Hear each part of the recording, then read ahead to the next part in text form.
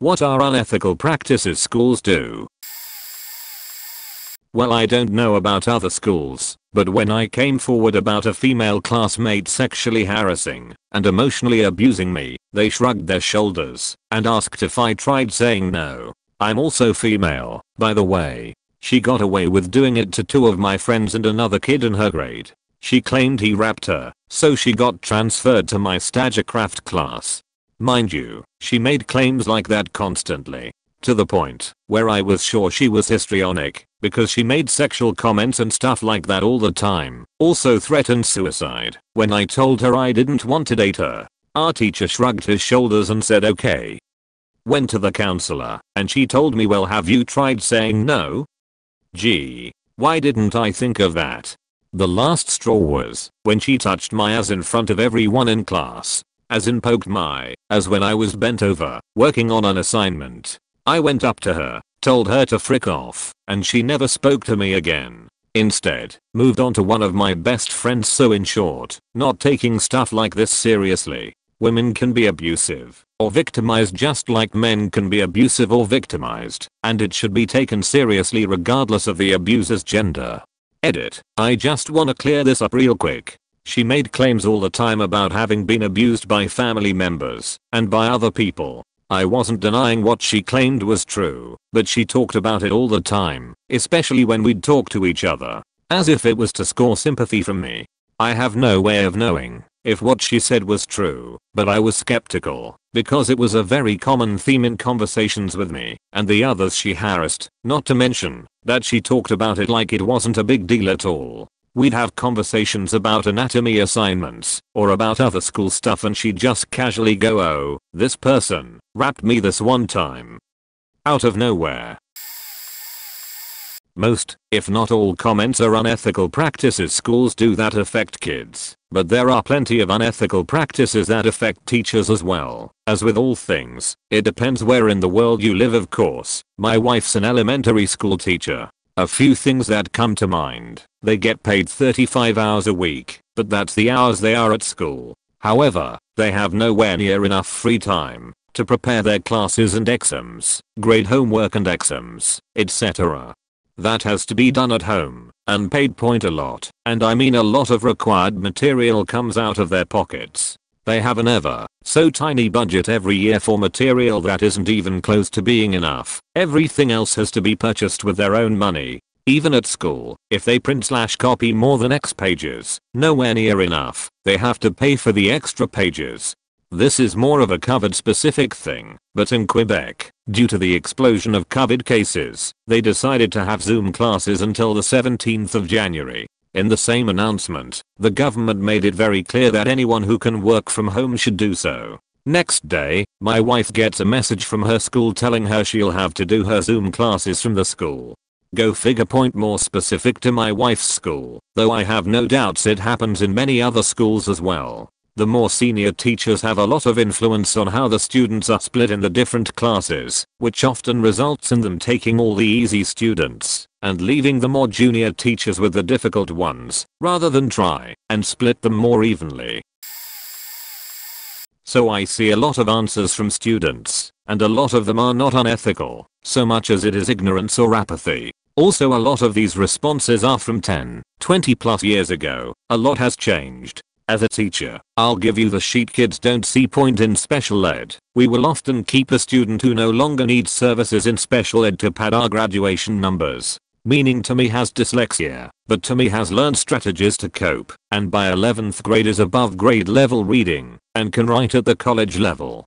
He doesn't need to be in special ed, but as a department we want to keep him classified, so our numbers as a department look better. Now Tommy is taking up resources and attention he doesn't need, so my special ed lead can advance their career, moving teachers to position they don't want. Most teachers sign a contract to work for a certain school, sometimes only a certain district.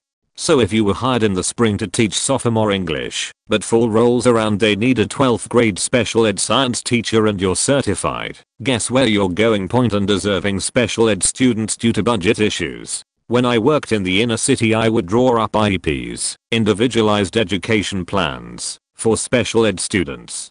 Often I would try to include services in all 4 academic subjects. If you can't read in English class, you can't read in science either, and I would be told no, we only have the staff to serve English and math. Take these services off. These are the biggest things I can think of currently going on in schools, non-COVID related. Thought people might be interested in the unethical stuff that students don't really see. Punishment rules in general have faked me and my friends over numerous times. The process of getting bad students/teachers reprimanded is convoluted at best and useless at worst. When me and my friends were being bullied, like hardcore bullied my year group and the year below, we tried to report the main 4 to safeguarding. Bear in mind, the incident that pushed us over the edge was watched by a pet teacher. They had a meeting which only made it worse. Turns out, all they did was have a stern talking with them. We told safeguarding it got worse, and they couldn't do anything else. It was against the rules. Left us with no choice but to skip a lot of our classes out of literal fear. We got in trouble for it. Obviously. I don't know what type of rules they have in place that mean these students have no choice but to skip lessons for fear of their sanity. But we can't punish these students as their mindset, but they are stupid. LMAO. Edit. Wanna add this second story. My friend was verbally abused by our English teacher for 2 years because she was misandrist. And this is no joke either. People have purposefully failed English to be moved down a set. Her class was for A and A students, so they had to get C and D grades to be moved down, to not deal with her, or dropped English literature altogether when lower classes got too full. Male students did noticeably statistically worse in her classes, and in the entire history of her being one of the 2 English literature teachers, 8 males had taken it at A level and 7 dropped it after 1 year. My friend was the exception. He was determined to do well, not fail, because she refused to not fail him. He was getting A grades in the other teacher's class. He reported her 3 times in those 2 years and it only led to more literal torture. Every lesson he would get lectured or shouted at for saying an argument not approved by her, being nice towards the male characters, or basically just speaking. It took admin me, a female, getting in trouble for standing up to him for them to think that maybe they should change something. They didn't, but we inspired the year below us to hate her and make her life misery. There's now someone making their essays based on seeing The Handmaid's Tale, her favorite book, commentary on business and the businessman instead of Men Are Satan, just to piss her off. So, nothing's changed, but my friend got a C in English in the end. My time to shine. Burned out former Texas elementary school teacher here. I left because of a student I'll call Daniela. Daniela's parents were illiterate, not judgment, just fact. Immigrants from Central America who wanted the education for their children that they never got. But because they were illiterate and working 12 to 14 hours every day, they couldn't help Daniela learn her own language, let alone read and write in English. So Daniela struggled in school her entire career and was unable to read or comprehend in any language. And the school system was designed to tear her down, not meet her where she was at and lift her up. So by the time she came to me in 5th grade, she wouldn't look at me, wouldn't lift up her head. She looked beaten, terrified of yet another year of failure, no matter how hard she tried. Another year of a school system telling her that all her work and all her effort just wasn't good enough. She wasn't good enough. By the time we had worked together for about 3 months, Daniela would finally look at me and even crack small jokes in her limited English. We celebrated each small success she made and each step that showed some growth. She was making so much progress and beginning to feel less hopeless. Until state standardized testing time. You see, the test was deliberately written in language 2 years above grade level expectations for a native English speaker. All us teachers knew it. Not a goddamn thing we could do about it. So we had to give this biased, useless test to our bilingual students who struggled with English 2 grade levels below and expect them to succeed on this test. And of course our administrators, our school culture, and our parents all told our kids what a big deal this test was, and it's important to your future, and it shows what you know, and if you don't pass, we'll retain you. What a great faking message, right? I had to give Daniela the test or lose my job. Can't cheat for her. Teachers have been arrested and charged for that. So I watched this kid who had worked her faking as off all year, test for 5 faking hours, How many adults do we ask to do that? And I watched her fail. And I had to tell her score. And no matter what I told her about how it didn't really matter, and I knew how hard she worked and how much growth she had shown, she knew. She'd failed again. Just like always, I have many more stories like that. But she will always stick with me. Fact: the school system. Only going to talk about higher education. I attended a large state college in a sprawling state system. 100% failure courses. Professors who treat 100 level courses as a churn the fodder situations and their faculty your problem. They use the wrong scantron and whole class failed due to that. Oops, your fault. The moment a professor says this course is so hard most of my students fail, GTFO. TARS selling the exams to students. Yep. That psychotic exam you wondered how Wonder Bro passed? They bought the answers paying for a course with a professor and only meeting/seeing the TAR. TAR shows up high or drunk to course, or can't speak English. Wildly unqualified professors. Had a student bring his CPA brother into one of my accounting courses. The dude stopped short of attacking the professor and spent the latter half of our course previewing and correcting the professor every other sentence. Another example, I taught a Windows/technology course because the professor graduated in computer science before Windows existed. He sat there decaying in the corner while I taught the course. Then let me preview the departmental exam to ensure our review covered everything. Clusterfuck departmental exams and / professor made exams that are the embodiment of fuck you. I got mine. Ever take an exam to see a few examples and wonder where the fuck those examples were from? Previous editions of the textbook. The departmental exams aren't updated by edition and often rely on specific examples from the previous editions. I also spent a fuck ton of time in the math lab because I had a math professor trying to make rocket scientists our of business majors. I kept organizing our entire class to go to the math lab and take up all their resources to the point they brought her in and told her to tone it the fuck down. She then came up with two different exams. A and B. Her exam was basic algebra. B exam was given to each person at the meeting with the chair of the math department. I seriously am not math major and this was over a decade ago, but I didn't know you could put a matrix into an algebraic expression that contained 40 plus polynomials. Our exams got tossed and we were given a P4 pass for the course. Non-state curriculum, different track courses that lead to the same diploma you get, but it's from a private institution. It's basically the opposite of 100% fail courses, where the math is gutted out of courses and they are reduced to vocabulary. I tutored students for stat in private and state colleges, to get your stat I credit to graduate, wink wink, and the state course was skull-splittingly difficult. Private curriculum, I didn't know why they needed a tutor, because it was literally just vocab. It was also a thing to tutor to an exam for a few private school attending students. I literally had the exam and just had to teach the student to show her work for the few examples that were on the exam, failing an entire physics course because our professor got married to some rich/royal guy in Europe and went off to have a European wedding. Was a few weeks before our final and she hadn't made available our homework or prior tests digitally. Even if you made a 100 on the final, the highest grade you could get was a 20 in the course. I suspect the only reason I accidentally graduated college was because each course I took was like sticking an anchor in their course system and dragging up all the shit and dirt it was based off of.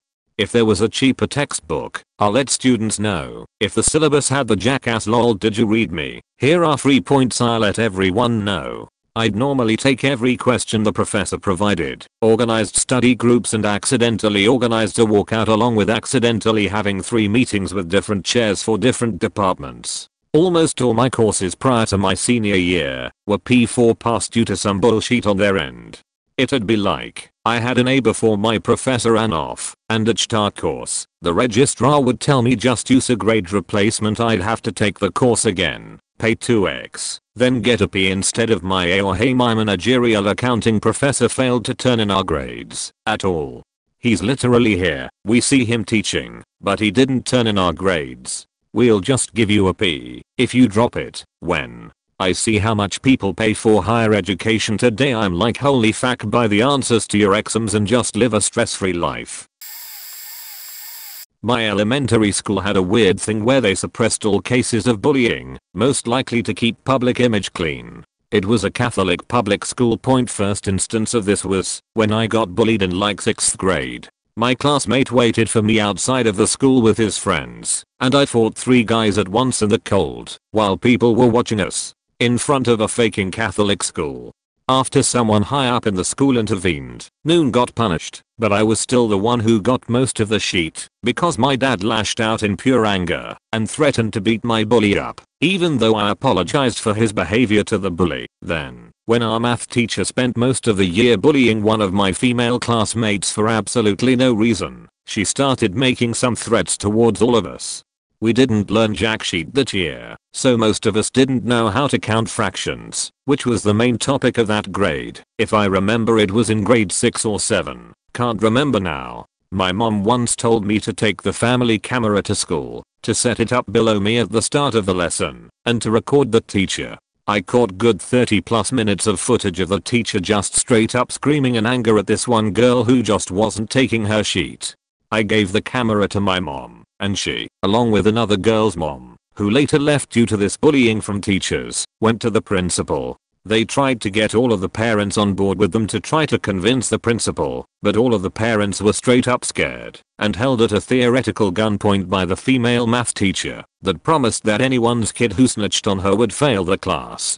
In the end, they managed to convince the principal, but for some reason, she never got kicked out, and we were the only class that didn't have math class with her anymore. What the fuck? The tipping point, when I was basically done with that school and was determined to never go to a Christian school in my life again, was when I got physically bullied in the bathrooms.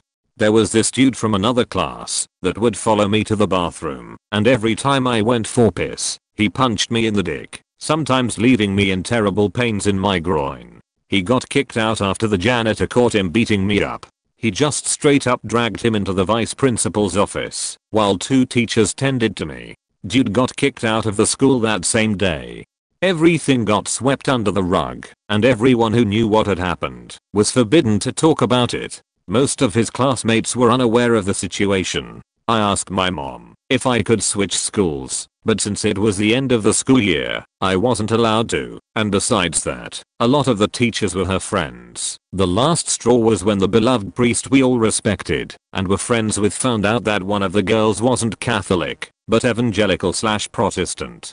He found out when he took my class to mass, and she stayed outside because she wasn't Catholic. He then kept making fun of her, and when she once wore a sheet with a hole in the back that revealed her spine, he pretended to take out his phone and snap pictures of her.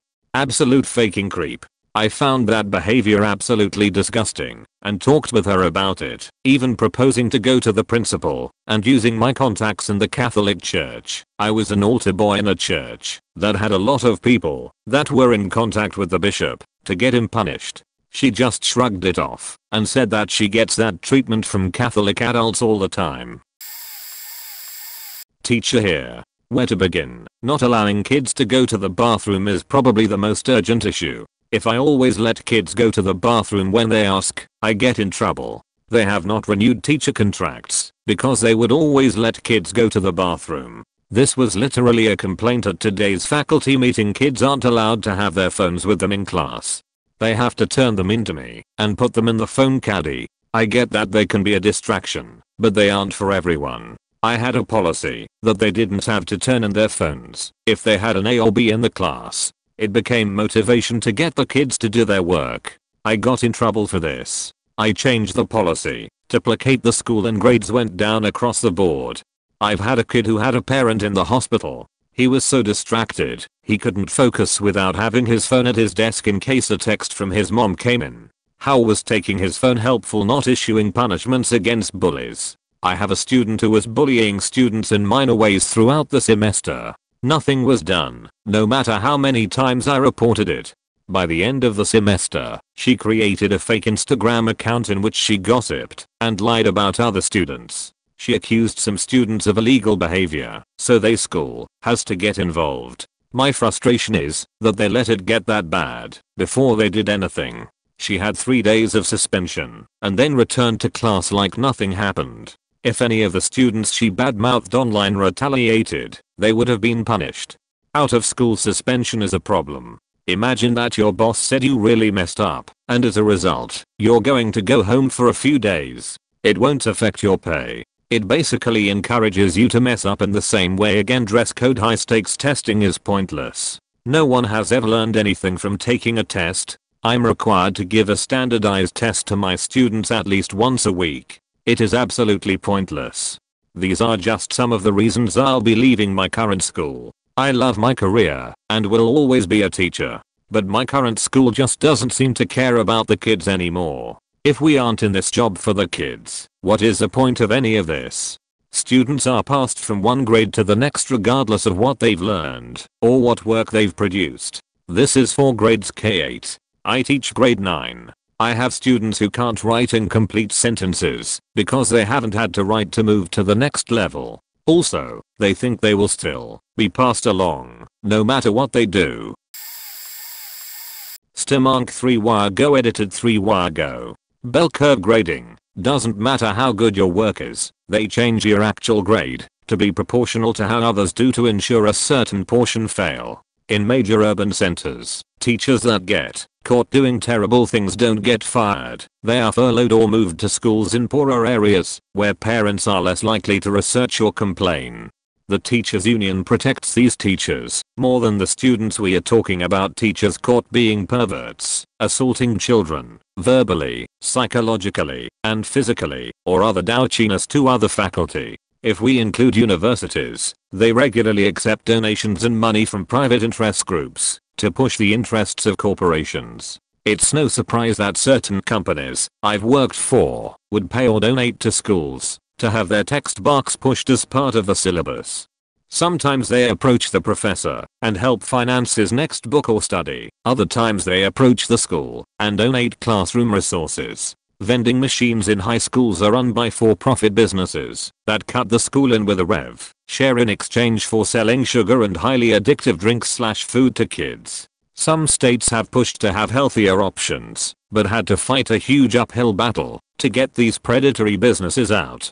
Plagiarism. Universities are often given subsidized or free versions of plagiarism checking software that requires students to submit their essay to be checked. What you're not told as a student is that your essays are added to the pool of essays that this company now claims it owns the intellectual property on, meaning they make revenue off your essays and works and can use it as they want without having to pay you for it. It's disgusting that teachers copyright their syllabus, but students' rights to own the work they create and turn in is being dismissed. International student fees. Colleges and private schools have been losing funding. They've been subsidizing this by increasing the allotment of international students, which is fine, but they also keep increasing the cost. What costs locals $5,000 would cost an international student $15,000. They're also often required to buy additional services they may not need, simple to attend, mandatory meal passes, training courses and other marked up services to make a profit. On one hand, say they are against bullying, but on the other, they are kinda not. If you're a boy, boys will be boys, and if you're a girl, bullying is not even recognized half the time. I realize these days this is complicated due to lack of staffing, overcrowded situations, and other factors like cyberbullying. But this was a problem in my generation too, 1970s 80s. Popular handsome kids still get away with a lot more, but that's also life, so. There's a lot of pencil whipping, like marking things as done and checked off that really are not. Teachers are treated like garbage. With low pay, they are overworked, teaching overcrowded situations with new technologies that change every few years, and not always to the better, and always to the lowest bidder. US school lunches are abysmal. They are barely food. My son's cafeteria were mostly chicken nuggets, fries, and tacos.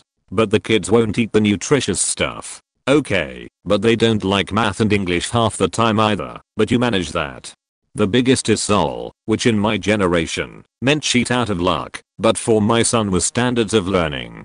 Basically, schools are graded by how well a student does on these tests, so they spend 3 months a year teaching them how to do these tests, which, of course, makes the metric fairly useless. Also, if you have a learning disability, free field trip on testing day. All the IEP kids get to go to the library and are suddenly unpersons to keep the grades up. At the university level, professors make you buy their updated editions so they can monetize it. The differences between editions are a few pages. If that point also, tenured professors who abuse their seniority and not pull their own weight. It's obnoxious that some professors ride on a high horse of authority because they have been there the longest. Might be the eldest. Definitely not the wisest. And very unlikable point. This is not an unethical example per se, but a sad example of the US public school system. Teachers spend money out of their already crap salary to buy supplies for their classroom. That's depressing point. Kids who can't qualify for lunches. What the fuck is our tax dollars going? The bloated useless high management administrative staff. The ego on some superintendents is ridiculous. Some of them run it like a political dictatorship. Point. Teachers teaching biases. Education and critical thinking is one thing. Forcing your beliefs on children is another. Schools cutting corners for salaries, supplies, technology, etc. or monopolizing them. My cousin went to UCLA and lived on campus. Paid for her dorm and everything. Pandemic hit, they kept her money, booted her out. Her classes went online and they charged her an technology fee. What's despicable is she had another class that was completely online and they still added a tech fee. Point. Just remember this one. Paid rankings for schools. Online for-profits are known to pay for rankings.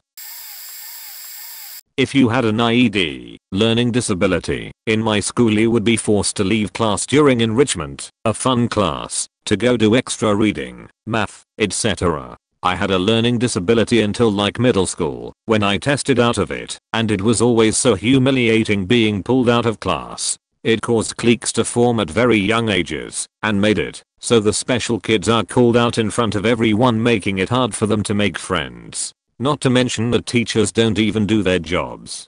I never had trouble learning to read, but because I was put with the special kids I had to do extra reading for no reason, while the other normal kids were allowed to play fun team building games. Math I actually did have trouble with, but they could have had me stay after school or something instead of publicly embarrassing me and being mean when I couldn't solve a math problem. It's amazing how mean some of these adults are to special needs kids.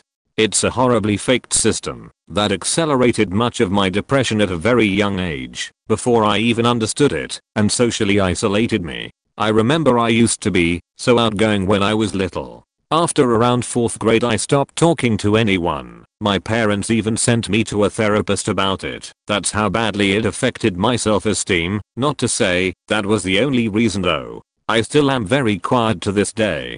One time a kid cried doing extra reading saying how it was unfair, and the teachers did not give a fuck and basically yelled at him. If you are a special ed teacher, or a teacher at all, please understand your words and actions will affect the people your students become. I still think about it, and I'm a senior in college. The most at-risk students are always the ones treated like villains. EdTLDR special needs kids are pulled out of fun activities to do math and reading in front of whole class every day. Teachers often are mean to kids who have trouble learning, which affects kids' self-esteem. Kid is then bullied and socially withdraws, potentially accelerating lifelong mental health issues. The high school I went to was in a very rural small town in the US. Our day started at 7 AM, while the middle and elementary schools started at 8. If you had 0 periods or morning practice you were getting there at 5 some days, which meant leaving your house at 4 if you lived way out in the sticks. The explanation for our early start time was that they didn't want high schoolers sharing the school buses with younger kids. At a certain point the high school student leadership passed around a petition that got signatures from like 80% of the student body to move our start time to after the younger schools, so we would start at 9, still be able to run separate bus routes, and the teenagers would be able to actually function their first couple of classes. Some of the seniors put together a really strong presentation for the school board about the benefits of proper sleep for teenagers and the advantages of starting when the sun was up. Our superintendent responded by calling the high schoolers lazy and entitled in the student newspaper, cancelling their presentation, and posting security to round up anyone not in class by the first bell and give them detention.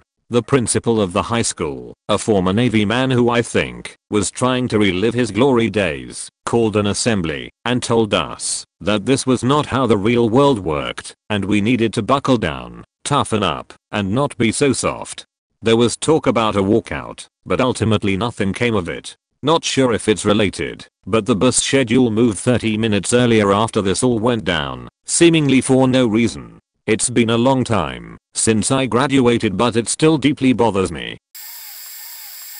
Charge application fees. There is a centralized application system for medical schools that are sent en masse to the school's admissions offices, which costs $300 plus to even complete. You then have to pay anywhere from $55 to $95 to add a school to the list where you want your application to be transmitted, and given the ultra-competitive nature of applying to medical school, most applicants apply to 30+ schools. The majority of schools then charge application fees for their school-specific secondary application, varying from $50 to $250 each, the vast majority of whom will never get reviewed or simply receive a silent rejection without an invitation to interview at the school. We are talking some schools interviewing only 400 of 10,000 completed applications for 200 spots. By my quick math, many medical schools generate $750,000 plus in revenue each year solely on secondary application fees, some over $1 millimeter. I come from a lower middle class family, and over the course of 3 application cycles I spent over $4,000 applying to schools to garner even one acceptance. The process is monstrously predatory and highly favors those from affluent backgrounds, which is in part why many doctors had parents that are also doctors. I straight up wrote in one secondary application to the medical school that one reason I loved them was because they did not charge a fee for their secondary application, and that it reflected positive morals and values that aligned with their stated commitment to serve the underserved. I was drawn to that given my background and commitment to help serve those from situations similar to mine. I ended up matriculating at that medical school.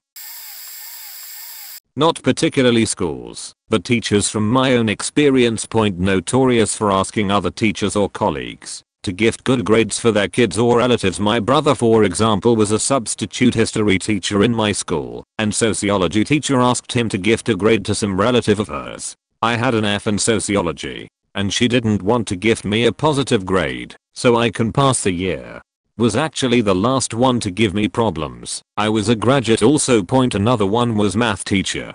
I sucked at math, had F constantly. One year I had to go to summer school because of it. She let me pass, but told me if I end up in summer school next year, I won't pass at that time. Naturally next year I have F the entire year. I wasn't making any problems. I was actually pretty uninterested. Didn't care basically. And she hated me because of it. So the entire year she was waiting to ruin my year. But there was a catch this time around. My sister, who is a psychologist, has a friend that works as a faculty professor. And can you imagine? There was a student whose mother called that professor all the time to beg for a better grade. The mother, of course, was my math teacher.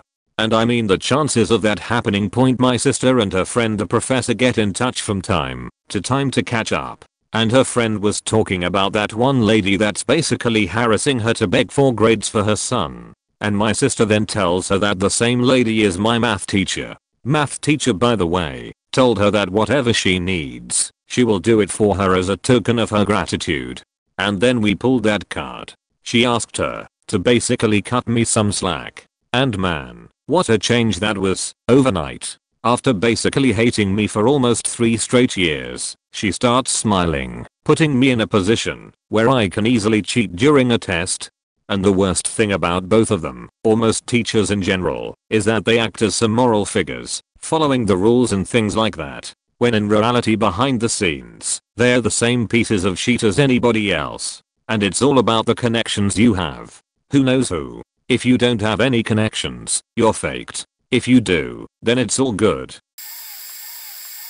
Dress codes, especially when natural hair is against regulations. I was punished a lot in school for having puberty, so that's out too. Regulations that are impossible to afford or comply to given body type, like a specific kind of shoe that costs as much as food for the week, or girls not showing shoulders, or uniforms that aren't made big or small enough. Being told my natural body distracted boys and adult me? It's ridiculous. Punishments now. I had corporal punishments growing up, but that's not what I'm talking about. Being punished for not sitting still, being hungry, struggling with emotions. Not many schools cater to the why of a kid's actions. Just that they don't comply. Kids are starving and not getting enough sleep or time to grow at their pace is wage slavery / overwork / underfunded. Point teachers don't make enough to survive. Too many kids, not enough resources, too many demands, unreasonable expectations, and not enough teachers to do everything being demanded. Education should be one of the highest funded things everywhere, but the money that is spent isn't used for what it should be. Spend money on the future, on the teachers not the politicians, on the resources, not just the sports, on the kids not the tests. Food point faking. Feed the damn kids FFS. And feed them well. Weighted GPAs based on something other than the content of the class. My high school would let students get higher than a 4.0 for honors, AP, or dual enrollment classes. It was like a reward for taking challenging classes, and everyone in the class got it. Most of these were the gifted or extra work version of required subjects, English, math, art, etc., while others were electives, world history, physics, AP art, etc. If you were applying to honors programs or colleges that cared about class ranking, you needed a rigorous course schedule as high of a GPA as possible, both weighted and unweighted. After I graduated, they stopped weighing AP classes unless you took the AP exam, which had no impact on final grades, and which students had to pay out of pocket for. $100 per exam. Letter grades were 93 to 100 for an A, 85 to 92 for a B, etc. And the weighting was 5 points, the equivalent of almost a full letter grade. So even if you did the same work during the semester as your peer, but only they took the exam, you'd have the lower grade point. They also started adding honors credit if you took the same elective, specifically marching band and some business classes, multiple times. I guess the idea was to soften the impact of taking an elective class instead of a higher level one. No extra work was required, other than taking the class a certain number of times.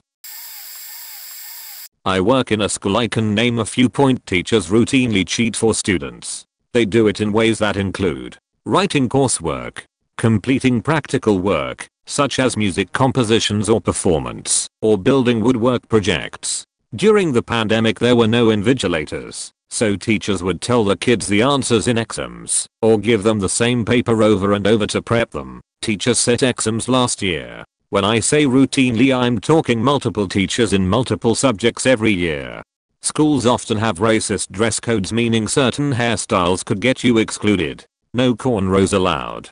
Dress codes are put in place to exclude. Uniform is so expensive it stops poorer kids going to certain school. Recently the school I work in brought in a black sock only rule and kids were getting detention for wearing white socks. Absolutely pathetic. What is that teaching them? What difference does it make? I started wearing white socks in solidarity with the kids. They serve terrible unhealthy food. The sourcing of the food is unethical, but also it is a crime to force kids to eat it. Kids on free meals have no choice. Schools should provide something nutritional. Sometimes there isn't a vegetable available at lunch. Point schools put results over well-being. I work with kids who read at a 6 to 8-year-old level, hate school and do everything they can to avoid it. Schools answer, stick them in 10 subjects that they will definitely fail unless the teacher can cheat for them, then send them off to college on a level 1 course and forget about them. All the while the kid's self-esteem goes through the floor and the mental health of young people gets destroyed. People don't talk enough about how school as an institution damage mental health.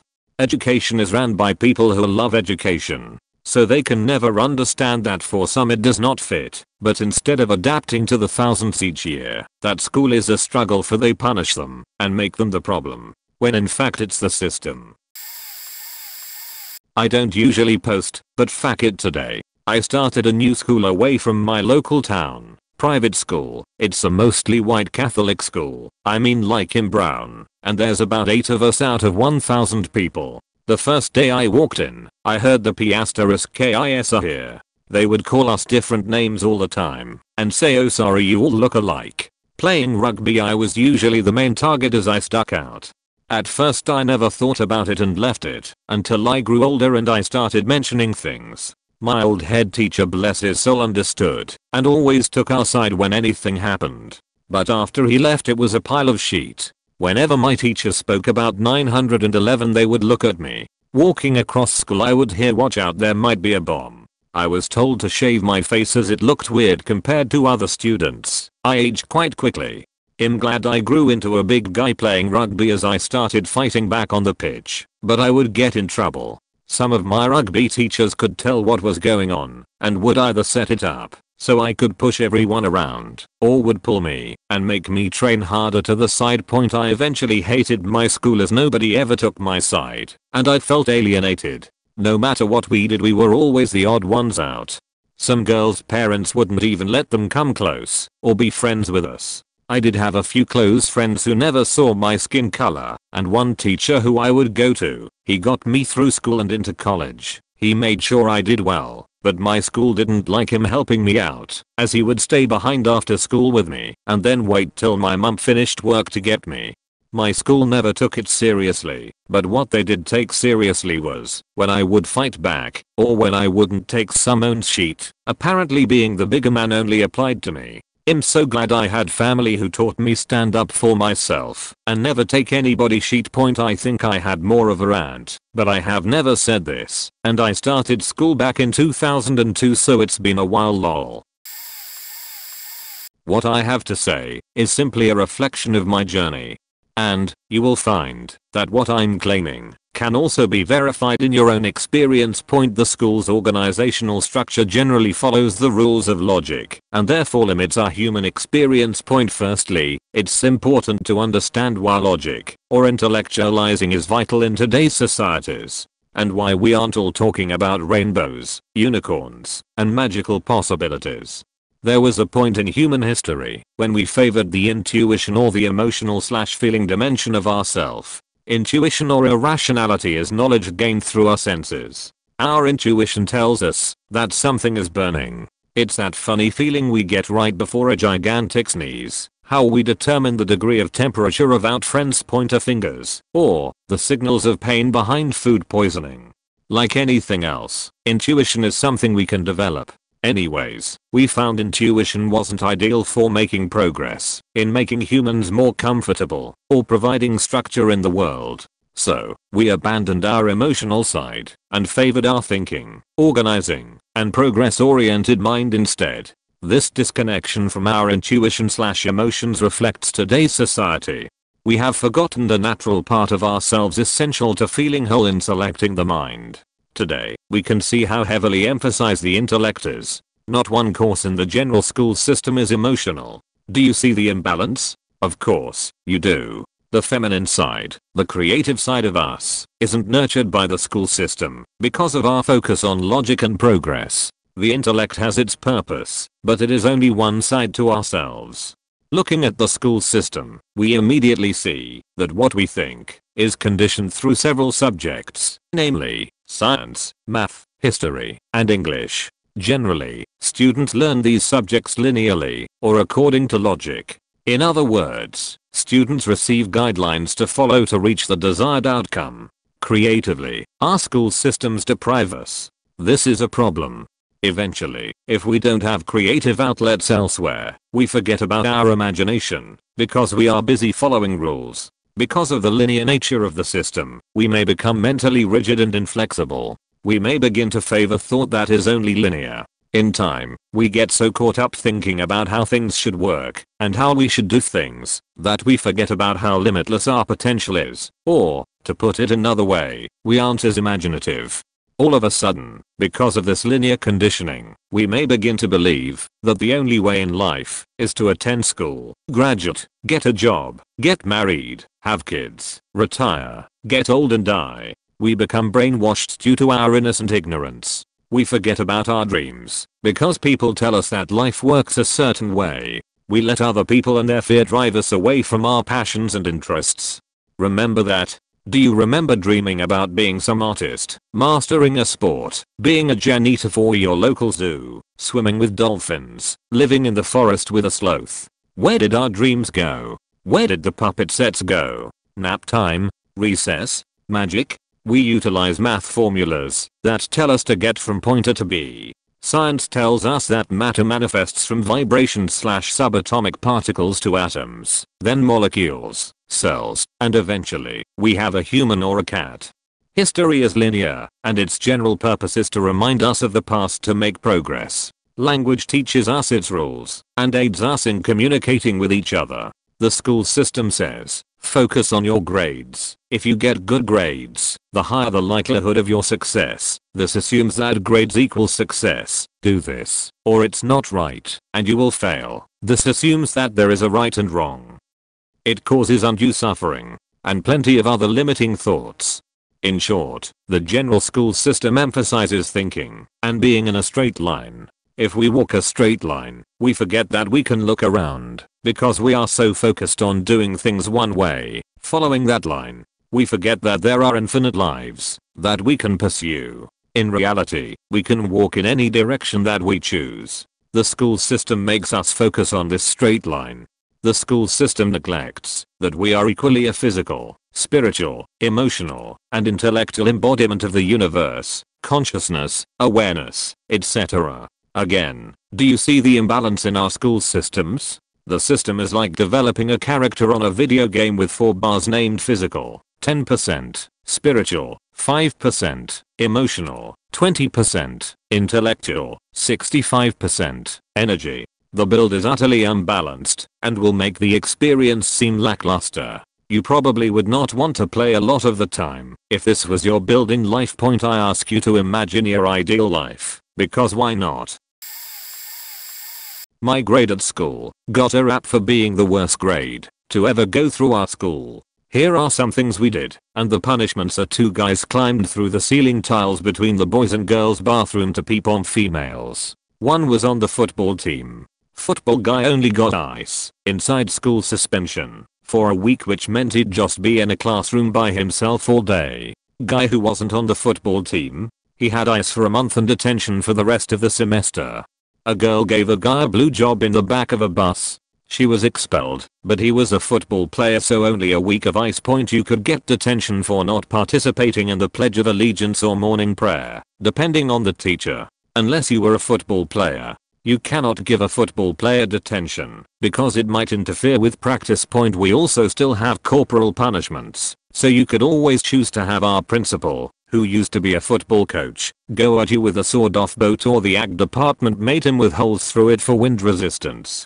The worst one though was when a girl airdropped her nudes to everyone with an iPhone, and everyone found with those on their phone during the next class got corporal punishment. The girl got no punishment at all, because she was a cheerleader and her mom was the head secretary. And finally, the school counselor was a huge gossip, and if you went to her for help, everyone would know your problems by the next lunch period. I hate schools in the South. Lots of people will raise an eyebrow at this, but traditional grading methods are an unethical practice because of how they subvert a student's relationship with their learning. Instead of focusing on if a student masters a concept, traditional grading ranks students, punishes experimentation, a key part of successful learning, and moves a student forward, without additional support usually, into new concepts regardless of their level of understanding that concept's prerequisites.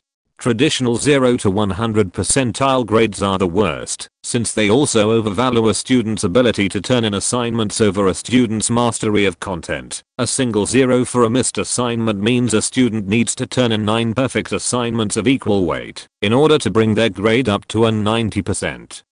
Even though completing 9 perfect assignments likely demonstrates an advanced mastery of the material.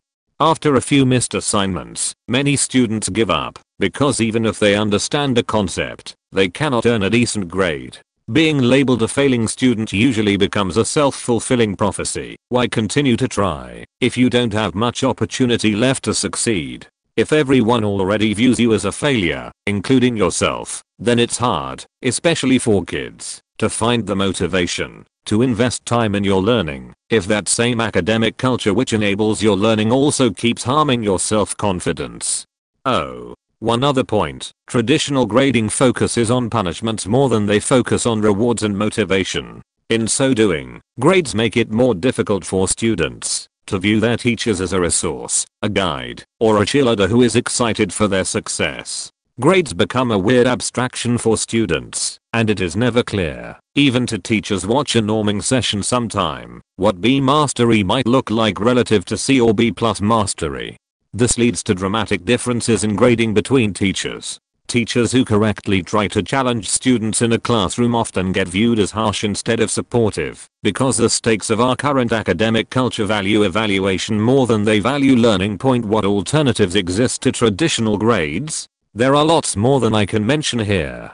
If you are a teacher who is reluctant to step away from grading in a dramatic way, then even a simple 0 to 4 point grade scale instead of the usual 0 to 100 scale can do wonders to encourage students. A 0 to 4 point scale makes it easier for students who miss an assignment or try something new to minimal success to rescue their overall grade once they demonstrate mastery of a concept. Other alternatives like portfolio grading, which determines a student's success in a course based off of a final portfolio that demonstrates mastery, also work well. I'm personally quite fond of labor-based mastery grading or contract grading. Contract grading takes a lot of forms, but in the iteration I use, students need to demonstrate they understand core concepts in order to pass my class. But if they demonstrate mastery of a course's content, then the student gets to control what final grade they earn based off of the amount of work they put in for the class. Basically, this encourages students to experiment without repercussions through the semester, since their final grade, assuming they demonstrate mastery, is based off of the amount of work they put into the course.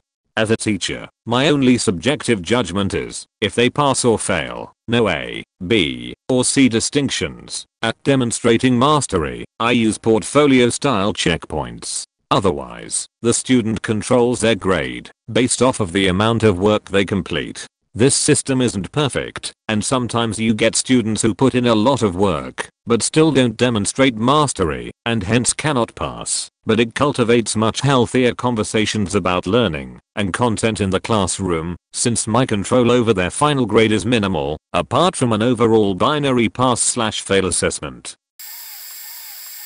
Hiring people who don't give a shit about kids getting a higher education or a good school experience. Allowing classes to have more than 20 students per teacher, letting staff decide when students can go to the restroom/get water, not letting staff punish/expel kids who cause problems and slow down the rest of the class. Letting it be the parents' responsibility, even if it's clear the parents don't give a shit, unless their kid is being punished.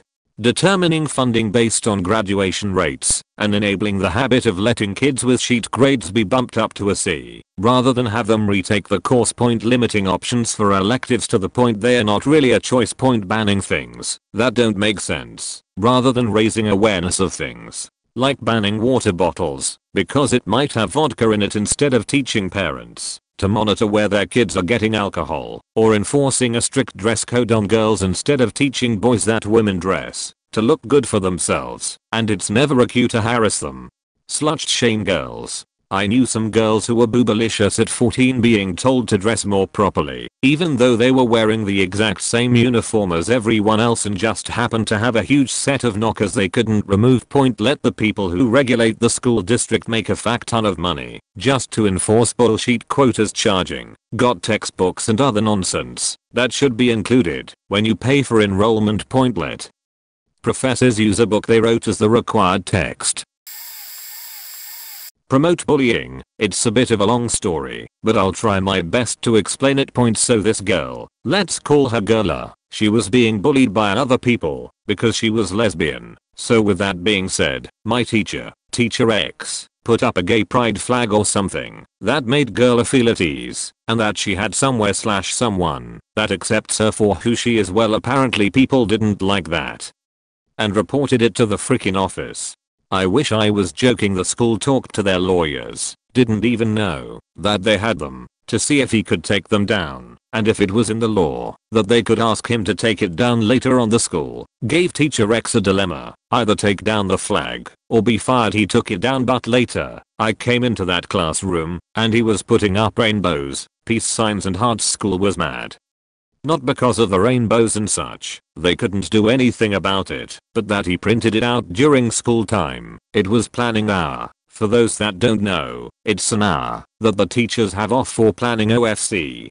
A bit later he sent out an email saying basically how the school sucked. I agree, and that he was sexually harassed by a student. It took them 3 weeks to do something, so the school then said, either we fire you or you quit. He quit. He now streams on Twitch with about 44 followers. Unfortunately I don't know the name, and even if I did I wouldn't give it to the internet to protect my his privacy.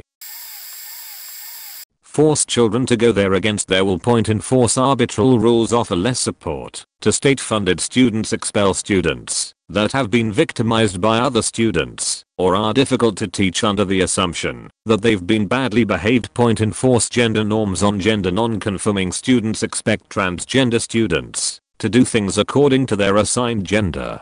Force female students to wear things that get them unwanted attention.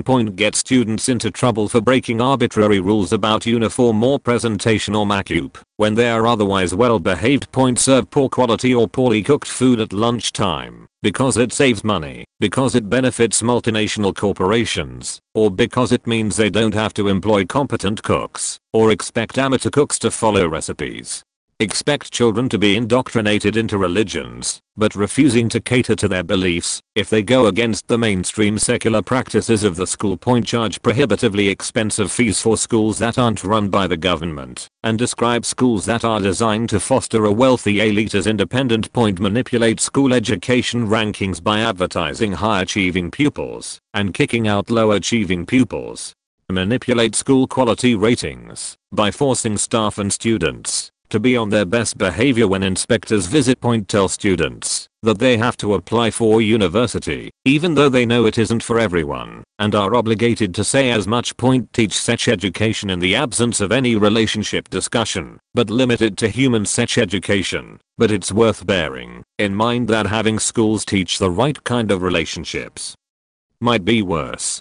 Refuse to acknowledge gay and trans students outside classes on civil rights or social education because they don't want to ruffle feathers. Describe charities that cater for poorer students as charity cases rather than questioning their own intake. Allow students to be bullied. Alienate students who are wealthier than most. Penalize students and families who can't afford to pay for things. Encourage students to believe that they will only be defended against students that are harassing them by other students or staff if they are well behaved. Mock students who aren't academic, yet allow students who are good at sports more extracurricular activities than those without. Have an equal number of women's toilets rather than an equitable number. Refusing to teach male students about female reproductive health, but expecting students with periods to attend in-person classes with male students during their periods. Timing exams like they're some sort of race at the expense of students with disabilities. Focusing on grades at the expense of their pupils' mental health. Conversely, encouraging students to see time off a subject/school as a good thing when they are into that subject or enjoy school despite its issues. Educating in ways that are insensitive to disabled students, non-white students, and ethnic minorities. Oversimplifying certain subjects to the extent of misleading people. Treating teachers as gods who cannot be questioned. Academies changing the ethos of the schools, that they take over comprehensives using state education as an ideological weapon. Elite private schools expecting everyone to follow their traditions, even when they are harmful. My middle school gym teachers were cruel bastards and beaches. I have a lot of stories, but the two I remember most relates to their indifference towards my pain. I was a clumsy kid, so I fell a lot. One day while we were outside on the track, I fell and had an awful gash on my knees and on my hands. I was on the other side of the track from the teachers, which I guess was too far, cause I yelled for them, and they ignored me. I couldn't get up because of the pain from the gashes, and, as I would learn later, a sprained ankle. Had to slowly work my way off the ground, walk to them, and asked them if I could go to the nurse. I was bleeding pretty profusely, so they let me go. The catch was that I would have to walk up some very steep stairs and cross a road to get to our school. None of the 4 teachers accompanied me. It hurt, but I made it to the school and kinda flung the door open. There, standing right in front of me, was the principal, Can't remember if she was vice principal or principal at the time, and a superintendent having a nice little talk. I got a personal escort to the nurse point. Next up, I have VCD, which means my vocal cords get stressed and try to faking murder me. It wasn't diagnosed at the time. We had these activities in gym class, where we had to run for 10 minutes, and then walk for 2 minutes, then repeat the process over and over again. My VCD didn't like this exercise. After a couple minutes, my vocal cords would completely close my airway. I'd try to keep running, but my legs stopped working cause of lack of oxygen, so I ended up collapsing on myself. This wasn't just a single incident. This happened at least a dozen times. Even when I was on the floor gasping for air, the gym teachers just told me to keep going. Point in conclusion, to my middle school gym teachers who were either completely indifferent to my pain or laughed at it, fuck you guys. I hope you one day experience what it's like to gasp for air over and over again without ever getting enough to let you catch your breath. I hope you feel your body giving out and notice how warm it is and how dark it's getting before you finally collapse to the cold, hard floor while the people around you do nothing. I hope you spend those moments trying to sob, but you never can because you don't have enough air. We have a zero tolerance bullying policy. Oh, you can't prove you were bullied? Tough digs. Go away. Bye. The time I could prove I was being bullied, I got reprimanded for saying mean things back to the people who were sending me death threats. Nothing happened to the others, but 100% of those kids ended up on terrible life paths. So I really feel like the school failed them. Point in a separate situation. After proving this other kid had been harassing me and my at the time boyfriend for months and the school refusing to take action, I slapped him in the face one time and was suspended for a week. Gave the kids fair warning too. If you don't stop him, mass slap you, no action taken for the other kid. Point there were also the teacher and students who displayed prejudice against various things, and those teachers/students were never handled. My friend was beat up on campus by students a number of times for being gay, but she was too shy to tell anyone. When I told the school, they wouldn't do anything unless she came forward. I also had a teacher that would shame certain kids for their alternate appearances. I hope the girl with blue hair was able to ignore his hateful words. I attended one of the top 100 public schools in the country and top 15 in my state. When I grew up and became a preschool teacher, I taught at a prestigious secular private school that ranged from a nursery to elementary infants to about 10 years old for you non-Americans. My boss was on a power trip like no other. She was a perfectionist, so everything had to be done exactly her way. But she was also the biggest hypocrite I'd ever met. She spent all day talking about the importance of what we do, but when it came down to it, she cared more about parent satisfaction than anything else. Boss refused to turn away sick children from school, and then constantly berated me for calling out sick. This was during a period of time when I was hospitalized because of the flu. It happens. She refused to use a preschool temp agency, an agency that employs licensed professionals, because she didn't trust them, but would also turn away applicants based on personal prejudice. There was an applicant who had the exact same pattern of employment as me, but with more education and more experience in the field, but she was turned away because she didn't keep jobs that long. She was a 20-something whose longest job was a year with no gaps in employment. I suspect she was turned away because of her appearance. We were constantly understaffed. Resources are limited. I was given $150 and an empty classroom and told to make it great. Also, 100% of the classroom cleaning, preparation, and decoration was done on our own time. We were not being paid. Boss played favorites between employees. One employee was over an hour late from her lunch break. This employee was late constantly. And I was the employee who was supposed to take my lunch after her. I was yelled at for not taking my lunch on time. Keep in mind, I was the only adult managing 12 children. I couldn't just leave. When she returned, I asked my boss what her excuse was for being late. My boss told me the other employee was in a car accident, but my boss was irate at me for being so heartless for my coworker's misfortune. I was sent home for the day because my boss didn't feel the kids were safe with someone like me. True quote. On my way out, I passed the late employee surrounded by other staff hemming and hawing over her. She was limping and holding onto her neck as if in severe pain. I walked to the parking lot and passed her very noticeable, brand new convertible. I looked at it very carefully and there was not a single scratch or dent on the thing. I handed in my notice the next morning.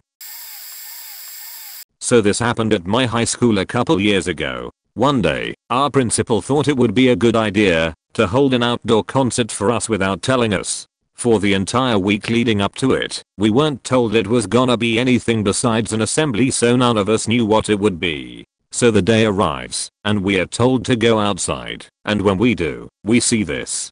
A row down the middle of our football field with pop-up tents on either side with sponsoring companies, and at the end was what looked like a cheap, inflatable stage. Mind you, we had no clue this was happening, so no one thought to bring extra water or food that day, because we all thought it was just gonna be a normal assembly. So, we walk out there, and the music starts, and let me tell you, the music was so loud that you could literally feel it in your chest from across the football field. So, I start getting a little bit hungry, and since I didn't bring a lunch to school that day, I start going to the booths looking for food. Reminder, we were not told to bring extra food or water that day, because we were not told there was going to be a concert outside. Turns out that the only food that they were serving there were takis, those spicy chip things. So I start looking around for water and guess what? There is none. So at this point I'm like, shit, what am I gonna do for food and water? So I'm like, shit, guess I'm just gonna leave and walk home.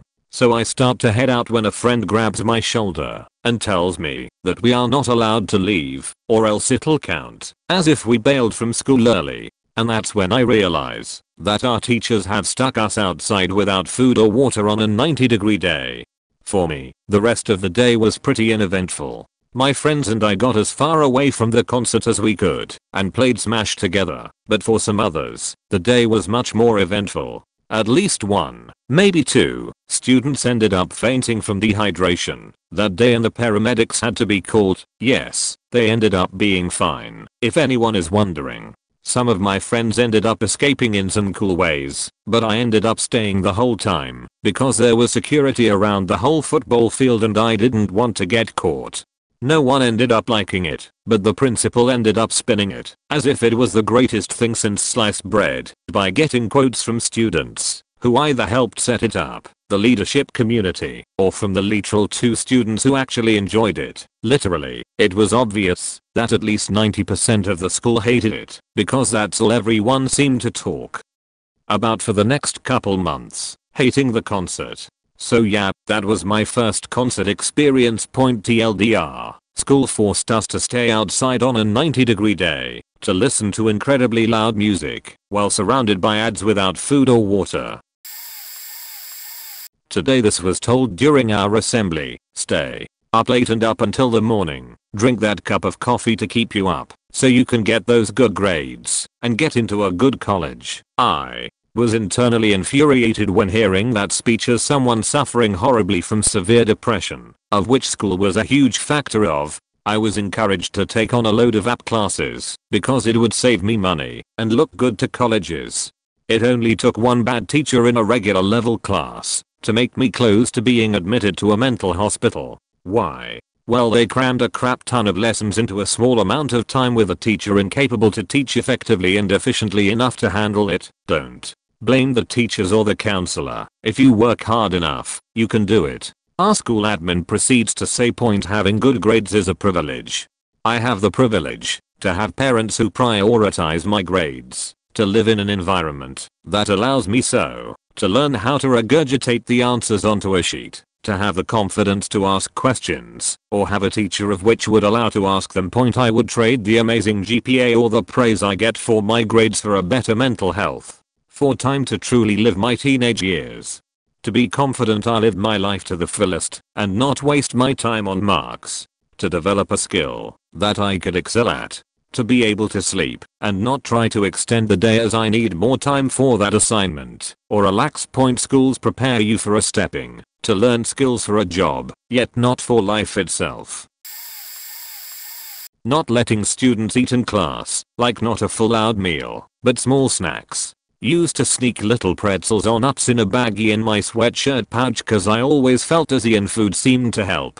Found out later that I naturally have super low blood pressure and I was self-medicating with salt. Would start falling asleep or get dizzy without it. Pulling girls out of class for stupid dress code violations.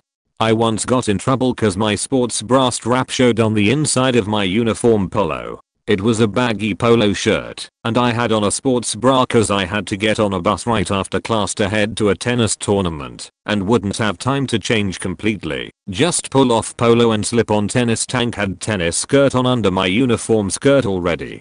Got sent out of math class and had to wait 25 minutes in the dean's office for her to come see me and be like, what the fuck, that's a dumb call by that teacher. Go back to class. Of course I missed the class where we reviewed stuff before a big test that I didn't understand and couldn't go to after school tutoring due to tennis, so I just had to accept that I wasn't going to do well on that test. Way to put education first.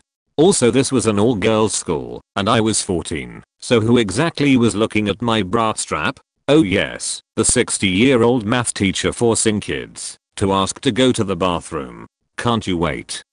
Oh yes, let me explain that I'm currently bleeding out or have stomach issues in front of a class of 30 people. That's healthy.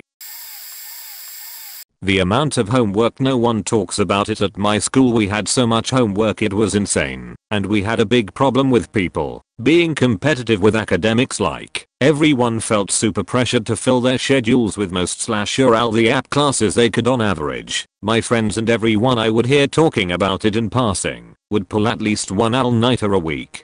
We had 5 to 7 hours of homework a night. Genuinely, it was insane. No one would acknowledge it if brought up. Every single teacher I had would be like, guys, you don't understand, I have to grade papers when I get home. How do you think that makes me feel? I'll give an example of a day's worth of HW in my sophomore/junior year. Math, no matter what level of math, was 15 to 25 problems a night. You had to show work for each one. Like, a paragraph's amount of work would take an hour if you were fully focused. History, a quiz every day, so every night you had to read the chapter, 10 to 12 pages of textbook, and take detailed notes for the quiz tests every 2 to 3 weeks. Essays once a month. English, read 30 to 40 pages of a novel every day, and also take very detailed notes also about an essay once a month, and maybe 3 or 4 projects a year. Science, biology, or chemistry, usually worksheets with problems that were most likely packets 2 to 4 pages long, or read a chapter from the textbook and answer the 5 to 7 questions at the end, each a paragraph worth of answers, usually a quiz the next day on it. Elective, always some type of homework for electives. Couldn't get an easy class, usually a worksheet or something. Usually you took 2 electives. Tests and quizzes constantly every day. You had to study for 1 to 3 classes that day. You study in between every class, during study hall, during lunch. We were all doomed when we graduated. The burnout was insane.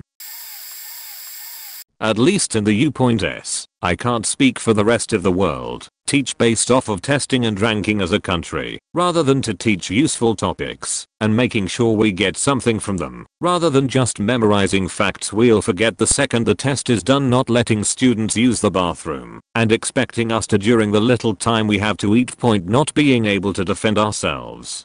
Have such a low cute offline for free/reduced lunch programs and its other benefits. I know many friends whose parents were very poor, but made just enough that the school wouldn't allow them into the program. Same thing with financial aid in college. Going further about college, the fact financial aid and income standing is based on your parents' income at all, when most parents, besides the rich kids, won't pay a dime. Dress codes, especially for girls, force group work. I understand the skill to work with people you don't like, but the grading should still be done independently, not as a collective, and have a low grade, because John didn't feel like doing anything. Lack of proper standardized set shed. Many states require abstinence only in many schools. In states that require more, just don't even abide by it. I didn't have it all in high school, class of 2019. Lack of health services psychologically and physically.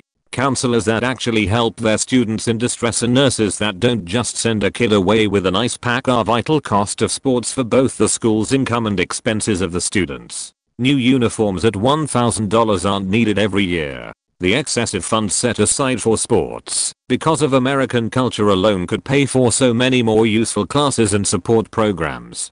Common Core in general. We don't need the same English class 4 years in a row with essentially no new information. Nor does every kid need to know calc. Having those options available is great, but mandatory is ridiculous punishment for falling asleep.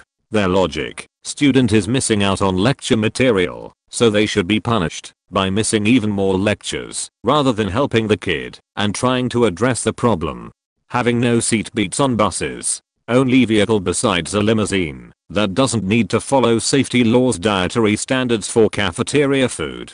It should not all be processed and packaged from the cheapest corporate vendors. There's plenty more, but that's just from the top of my head.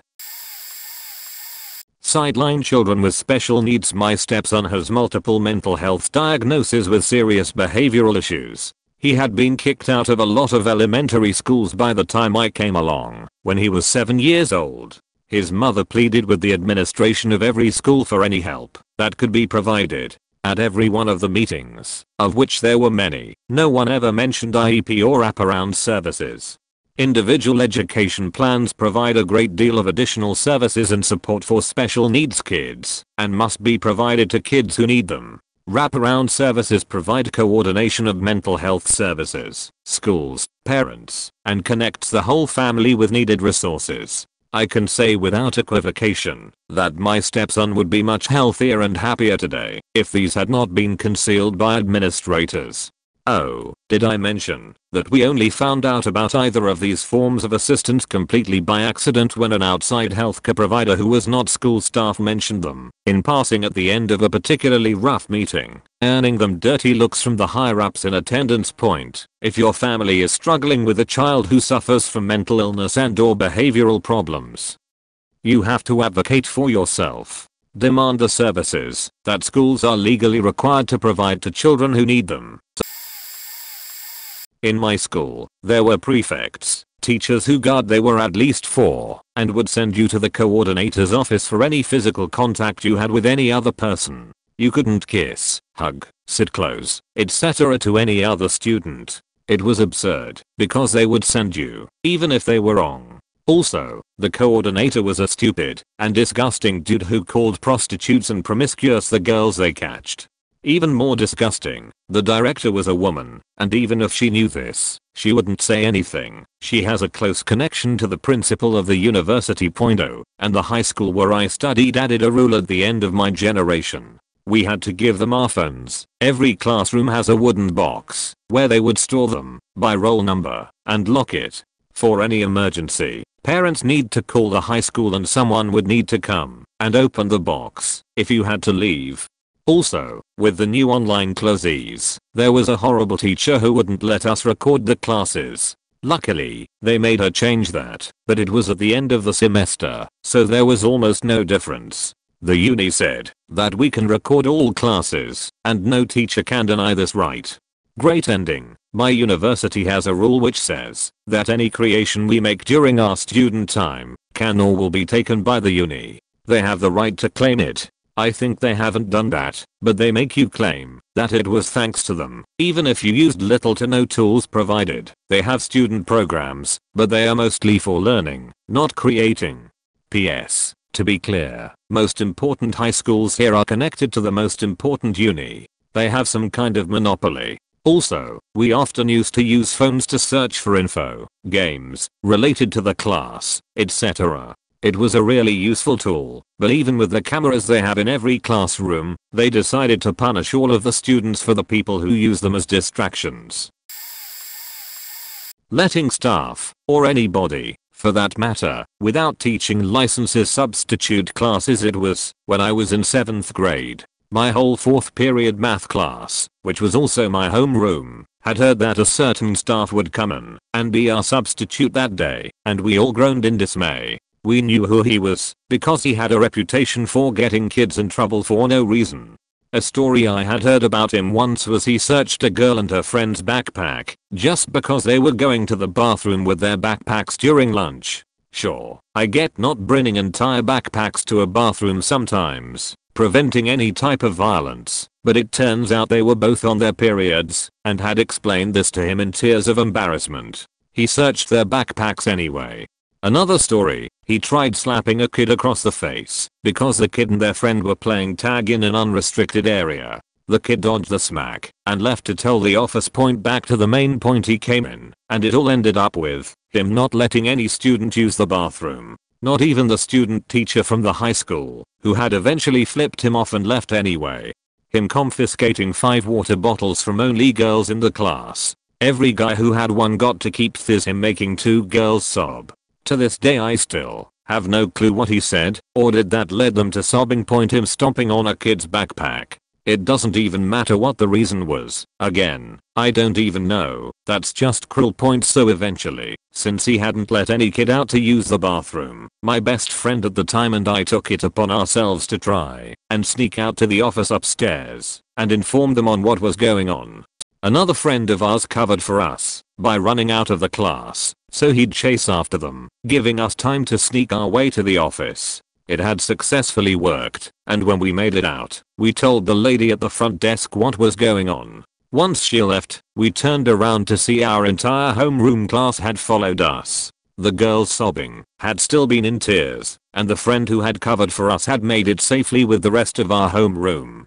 A few minutes later, the vice principal comes out and tells us all to sit in the auditorium and talk about what had happened. We let her know. She said she'd get right on it and to go back to class. I raced back to the room to see if he was still there. He was, and I saw him sitting on one of our tables, chuckling hysterically with his palm on his forehead. I told everybody to wait a few minutes as he was still in there.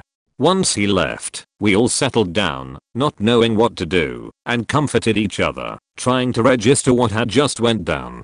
To end the story, the vice principal came and taught us for the rest of the class. The last I ever heard about the guy was the fact that he was fired. When something happens outside of school and the school somehow gets involved. For example, my friend and another kid were fist fighting on my friend's lawn and the school bus drove by and boom, they both got suspended. This has happened so many times to me that I can't even remember all of them. Not the fist fighting, the school getting involved. The main one was me and a few friends prank called the school pervert because he took pictures of one of my friend's girlfriends in appropriate places and we threatened him to delete them. The kid told his parents about it and that he didn't have any pictures and that he was scared, so his parents called the school to report it. And do you know what the school did? Encourage the parents to let them take it to the police. So long story short, our school has some sort of contract with the police, so they can ask them for favors or something like that, I don't know. And after them not listening at all to our side of the story, we had to talk to a police officer.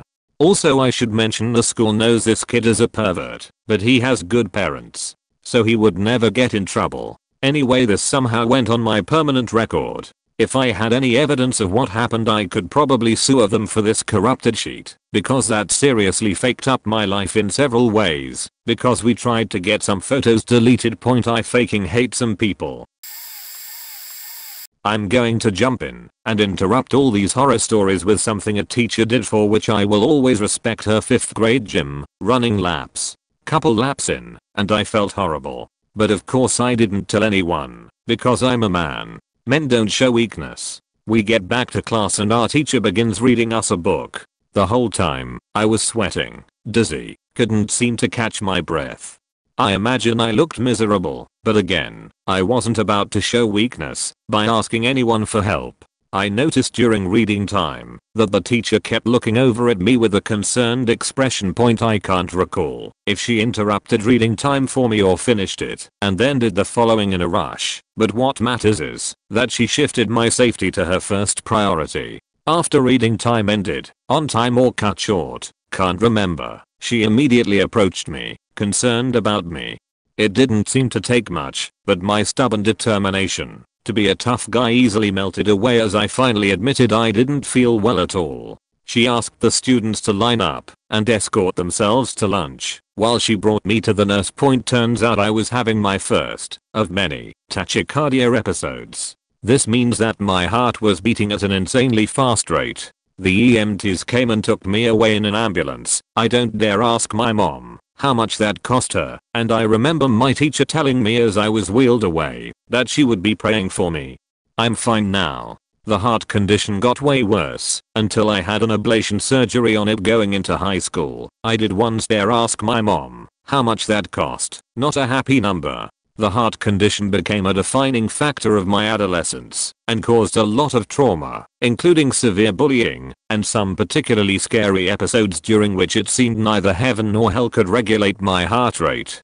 But the counterpart to those horrific middle school experiences is the core memory of my 5th grade teacher doing everything in her power to help me as soon as she sensed something was awry. I will always remember her for that point. I've since tried tracking down some way to contact her, but only hit dead ends. It hurts to know she's out there somewhere, and I have this message of adoration and thanks for her, but I don't know how to get it to her. Mrs. Bendixson, I'm almost positive you will never see this. You are amazing. You made a massive impact on me. I'm sorry that, in our time living in the same area, I didn't have the maturity to realize and express to you how much I appreciate all you did for me that day. Thank you. Using religion in studies, but doing so in a manner it's not a religious study. This is just a sheet thing to do. I had to listen for 2 years of a cunt who'd say God gave us these elements to work with, so let's see what we can do with them. Then there's the girls' dress code, which had nothing to do with boys. Instead, this code was another attempt at pushing religious agenda, or worse, ensuring grown male teachers weren't turned on. It always started with young ladies don't dress like this. To be a female in the American education system must have been a nightmare. But let's not stop there. We also get to classify some teachers as outright assholes who refuse a student the right to the restroom. Why? It'll disrupt class? GTFO with that sheet. Thankfully, I had some teachers that had a rule. If you have to do, just go. No need to ask. Not a single disruption from it. So if you're an asshole preventing a child from going, find a new job. Now rounding off my list, using books which are factually inaccurate, paint the US as some glorious country, and pounding the propaganda into the minds of children who grow up to be some of the most stupid humans on the planet. Don't tell me this isn't a coincidence. I'm appalled our education board is run by fascist assholes who work to keep the kids of the lower class burdened with homework and studies which do nothing to help them actually learn or think. This became evident when Common Core was distributed throughout the United States. Not only did parents have a problem with helping their children understand homework that made no damn sense, teachers were frustrated because there wasn't a single curriculum instructing them on how to implement this bullshit. Now one of the biggest failures of education in American history, schools across the nation are mixed, leaving our students in one of the worst situations, and all of it was faking deliberate. I truly feel for the young of this nation. They don't stand a chance. They have no cognitive abilities to stand up for themselves, and they've been turned into a product by the most destructive political group in US history. Doubt this? Look up Betsy DeVos. While no longer in her position, the damage has already been done. It'll take years, if not decades, to erode what this Republican cunt has done. In my country, not letting kids go to the bathroom. Not letting kids drink water without asking. Overloading kids with homework to the point they're sleep deprived every day. Teachers gossiping among each other about kids. Teachers gossiping with kids about other kids, and teachers slapping, caning, and pinching as punishments. Sometimes punching and kicking too. In my school we actually have 6 major exams per year too, and it's stressful as fact to everyone. Not to mention having brown parents too. Not letting kids have a sense of individuality, like letting them accessorize. Boys have to have hair no longer than the thickness of their fingers. Girls can only wear small stud earrings, and it has to be either gold or silver. No colored watches. Only 3 hairstyles for girls. Only shoes from 2 certain stores. Uniforms. No jewelry. No makeup. Expecting students to have lunch and go to the bathrooms, ECT. In just 15 minutes. Not allowing kids to be in relationships, and if they have proof 2 kids are dating, the school will call the parents and cause a huge scene, and the 2 are humiliated. They actively hunt out relationships and check bags on Valentine's to see if anyone's sneaking anything in for their significant others. I don't know if it's unethical, but honestly I feel like it is. We are not allowed phones. I feel like it should be allowed, cause people need to call/text their parents after school when they're going to after school tuition classes, and these are just off the top of my head. Thanks for reading, haha. Sports making it so teachers feel immune from punishment. Okay, I'm disabled, autism, mild cerebral palsy, underdeveloped muscles, hypotonia, so I took adaptive packaging that is allegedly supposed to be easier. My fellow students included 2 people with Down syndrome, a guy with moderate cerebral palsy, and a girl with Fragile X. We had a piece of sheet teacher, who was also the wrestling coach. None of us were allowed to call him Mr. last name. We had to call him Coach or he wouldn't hear us. Every year he would bring us to the weight room and say, okay, if any of you can lift the bar, the thing you put weights on and bench press, whatever that is called, you'll get this $20 bill. Of course he knew that none of us could lift it. He'd do it every year, though. None of us were allowed to opt out. We had to do it. He'd silently laugh while we tried to lift it or say that it hurt. He'd tell us, well, I need to pump you up. Look at how weak you guys are. Then, one year, one of the kids with Down syndrome lifted it, and he was beaming. He asked the coach for his $20 because he wanted to buy some candy. Coach told him, I'll bring you your $20 tomorrow. I need this for gas after school. Coach never brought him his $20. He kept saying things like, oh, I'll bring you it tomorrow. Sorry buddy. On days the kids with Down syndrome weren't there, he'd mock them, telling us about how they weren't normal like us, etc. One day he had someone he called his friend bring in ripsticks. Surprisingly, not drugs, some kind of weird skateboard that looked very difficult to use, and he told us we had to do it, and we had to miss ping pong danger or we'd get in trouble. He also said that, if we did it, he'd bring us a whole lot of candy, and the other kids were so excited, especially the kids with Down syndrome. We all fell a bunch of times, and we only had helmets, and coach and his friend were laughing the entire time at us falling down. He had us do it in the tennis courts, so some of us kept slamming into the fences. Coach would also make us run the mile whenever he was bored and wanted to read the newspaper. Last I heard, coach was still teaching at the high school because wrestling, but he was no longer teaching adaptive PE. One of the very nice gym teachers who always took us adaptive PE kids into her class, 2 to 4 gym classes, excluding ape, were taught at the same time. Whenever coach was absent, I believe coach was removed from the position because he made up fake goals for our IEPs, then claimed he had done them, gave us the highest marks possible, which for some of us weren't possible, so yeah. I've been waiting to answer this one. My high school administrators swept a series of incidents involving faculty members harassing or attacking students under the rug in an effort to save their ass. One student reported a teacher for hitting him, and the superintendent, we were a small school, said that he preferred to keep it hush-hush so as not to damage the school's reputation. Another time, the principal, small school, so district principal started screaming at a student because they were throwing a crunch bar in the trash. She didn't want food in the classroom. A shouting contest ensued between a faculty member's daughter, who pointed out the DP's hypocrisy. The altercation ended with the student trying to leave the classroom to the front office. DP blocked the door. Student pushed DP. DP, in a rage, screams "Your my witness is like a lunatic," and chases after the student.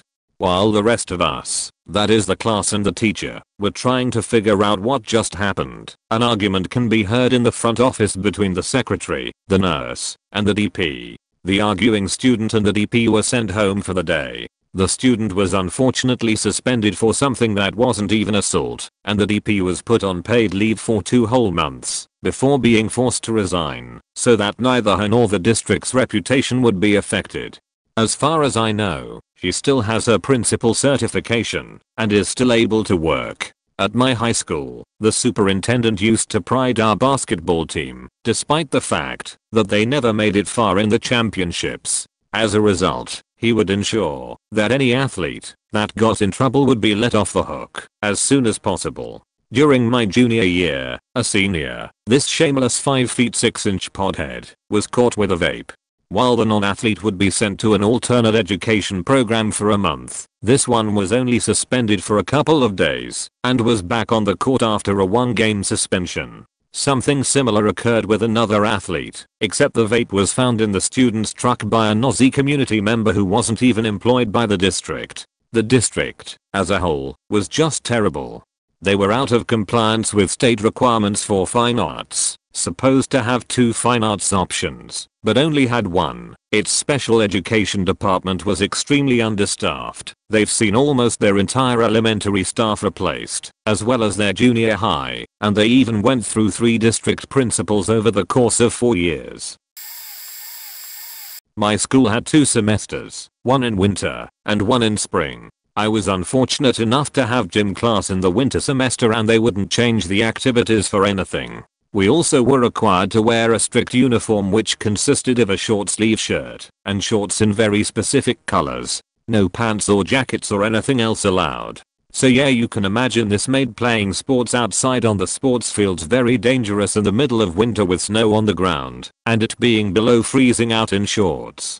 I would regularly come back from class with hands that were a deep red color and my joints in my hands were completely locked up from the cold, which I believe is the beginning stages of frostbite. These same teachers also made me run the mile, even though I had a doctor's note saying I couldn't participate. I had just gotten back from a long absence after having heart and breathing issues. They made me run it anyway. I ran for about 1/4 of the mile and almost passed out, so I stopped and walked the rest of the way. I was heavily berated for this and threatened.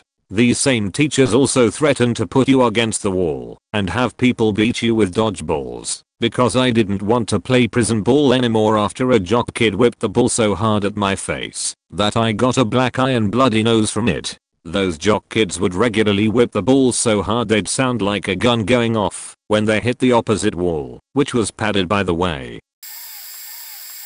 In America, specifically from teachers that really care about the pledge, enforcing the pledge. I remember in middle school my band class had this old 60s 70s white man who co-taught with the younger 30s to 40s Malaysian women. I had this class as my homeroom, so we did the pledge every day. So one morning, I think sometime in late winter, the morning announcements played and the cue to do the pledge began.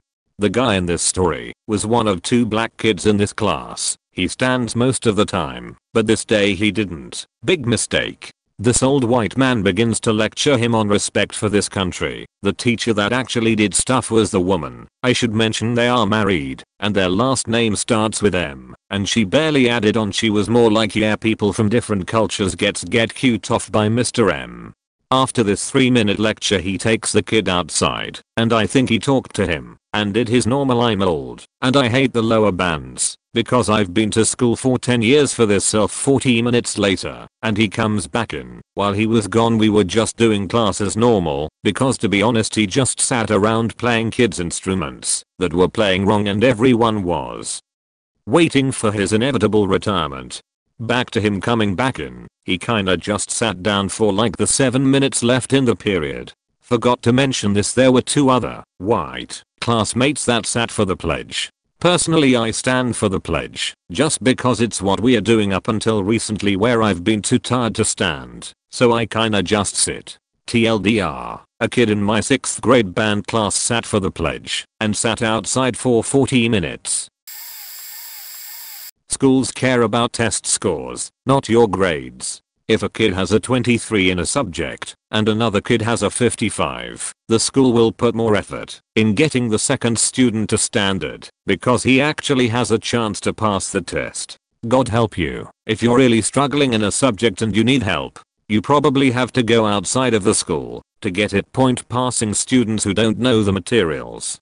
This hurts everyone. Students who didn't do well in Algebra 1 will do worse in Algebra 2 if they don't know the material. That can be incredibly frustrating for the students. Meanwhile, teachers have to try to get these students who shouldn't even be in that subject up to grade level somehow, which can hurt their evaluations, even when both parties are amazing and try their best.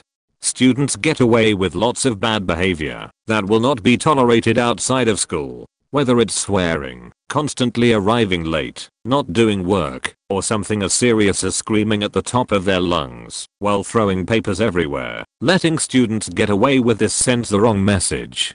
School is supposed to prepare students for life. If any student tried this in their job, they would be fired. Some of the offenses would have them be arrested. That's absolutely terrifying. The first time students get real consequences shouldn't be when they are getting sent to prison for hitting someone because they've gotten away with it for 10 plus years. Today my kid had online class, Ontario, and his teacher in yearbook class, yes folks, it's not a club anymore, it's a class, showed a picture and asked her students what the problem with it was, except this wasn't some arty photo. It looked like Sheila, Karen and Phyllis after church service. 3 rando women under fluorescent lighting in a hallway saying cheese point. But why after church? Because over Phyllis' shoulder was a picture on the wall of Jesus. So the whole class is mentioning that the face over the lady on the right's shoulder is throwing the balance off. How to fix this? Photoshop it out. Point my son is like, but that's Jesus. It's literally Jesus. If Jesus is in the photo, there are slightly more than small chance they believe in Jesus. I doubt anyone would thank anyone for redacting their Lord and Savior from their casual social snapshot, even if it did balance out the photograph artistically. Suddenly the picture was gone, but FFS, of all the open copyright easily accessible beautifully shot photos in the world, what the fuck? The last picture she had them discuss was this piece with a handful of out of focus black and white tulips against a black background and an in focus colorized soap bubble. My kid asked what he was supposed to say to the question what makes it a great photo, when it was clearly garbage. Tell her it's not a great photo. List the reasons it isn't. I'll back you up. Point. But this shit happens all the time. The kids are told what they are meant to think or believe, and will be punished if they disagree, unless they have a disabled mother with nothing else to do. Then when your kiddo gets accosted by the principal for literally putting their hood up 2 meters before going outside in Canada, the principal will say, "Don't make me give you detention." And kiddo will say, "Don't make me call my mother." And principal will blanch and walk away. Point. I am just as ugly a fucking badger on the behalf of the teachers who are good, of which my kid has had a good handful over the years.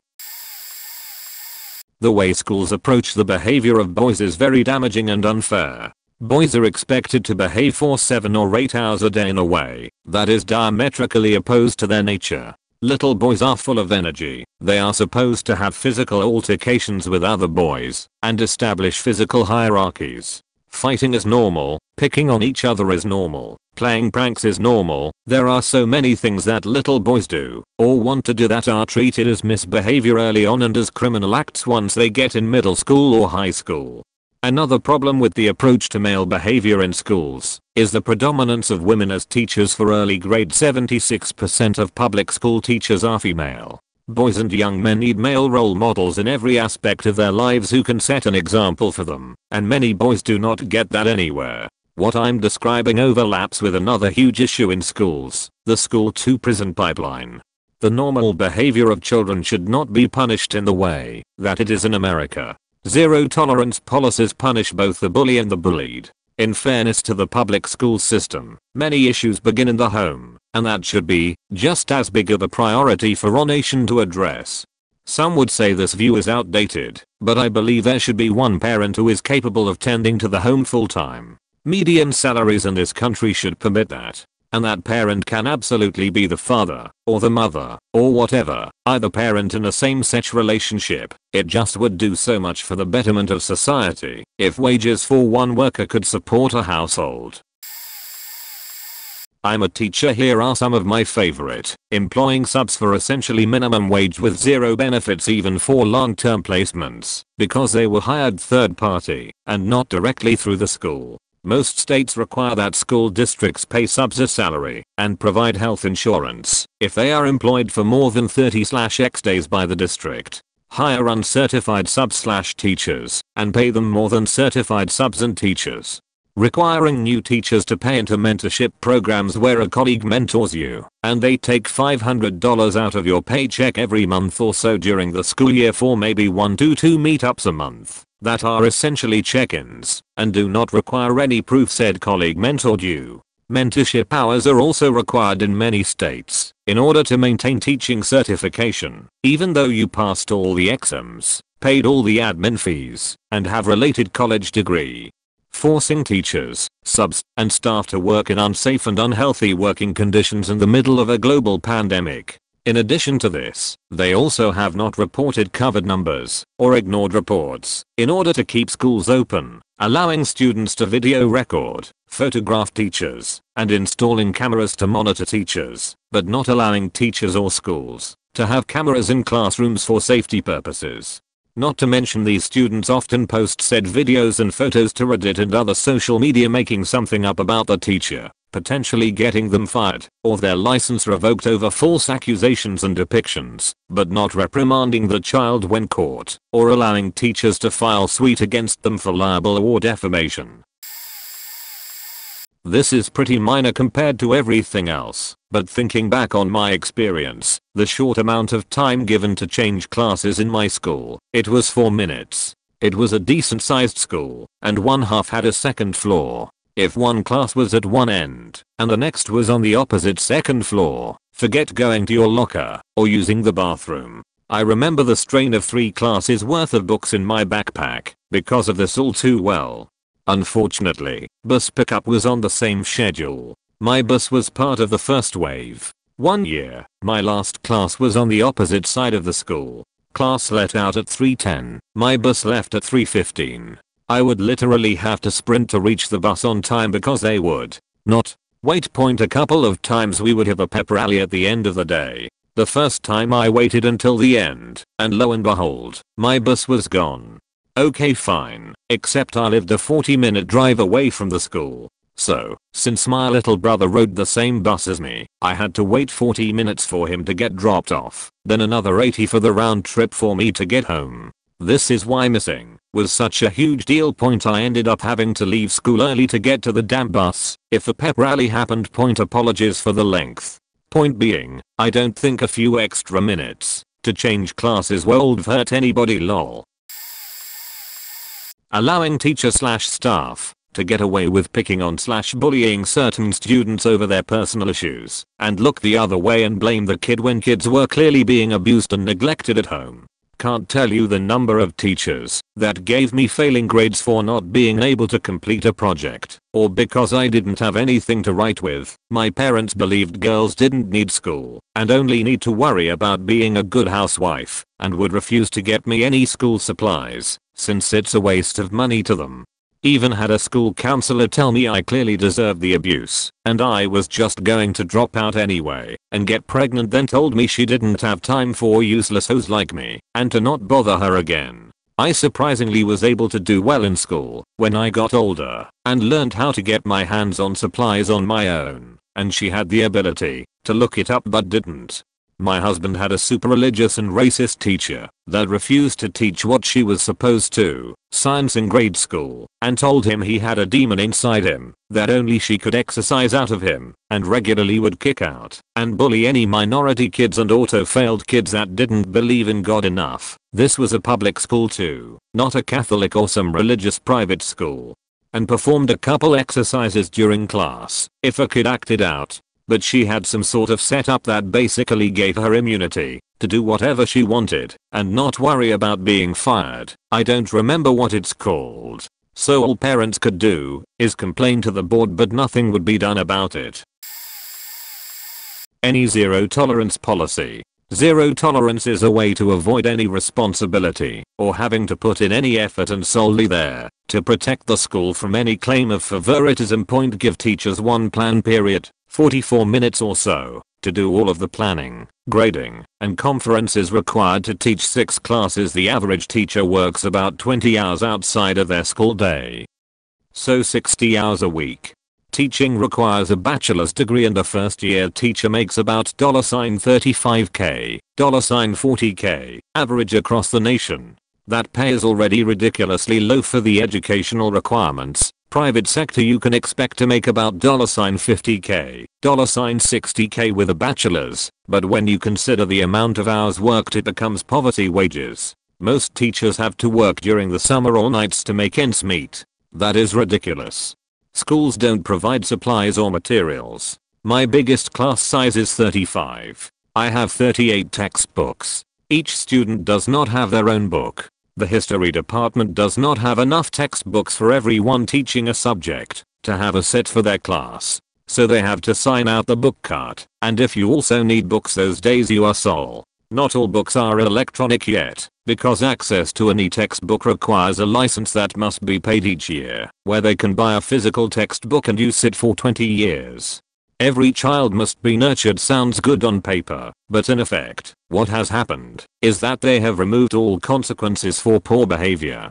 They are incentivizing students to act out. Point in short, the biggest unethical behavior of schools is that they are no longer preparing students for their next phase in life. In fact, they are doing just the opposite. They are hindering students' ability to move on to either college or the workforce. This generation of students leaving high school will be the most unprepared, ignorant, and dumb. Ignorant is not knowing something, but dumb is not even knowing how to ask a question to learn something. The anti-bullying tactics schools use are so outrageously bad, they almost actively promote bullying. As a teen, 12 to 15, I got bullied in private school seemingly for no other reason than because I didn't fit in with the rich kids. It happened on the bus, in the classroom, and in the halls during breaks every single day, more often than not in front of teachers/hall monitors, and no one was ever punished for it. So one day, I decided to do what all schools tell you to do, talk about it to an adult. They sent me to see the nurse, and she told me, "I'm making none of this up. Tell them firmly to stop." What kind of an idiot do you think I am?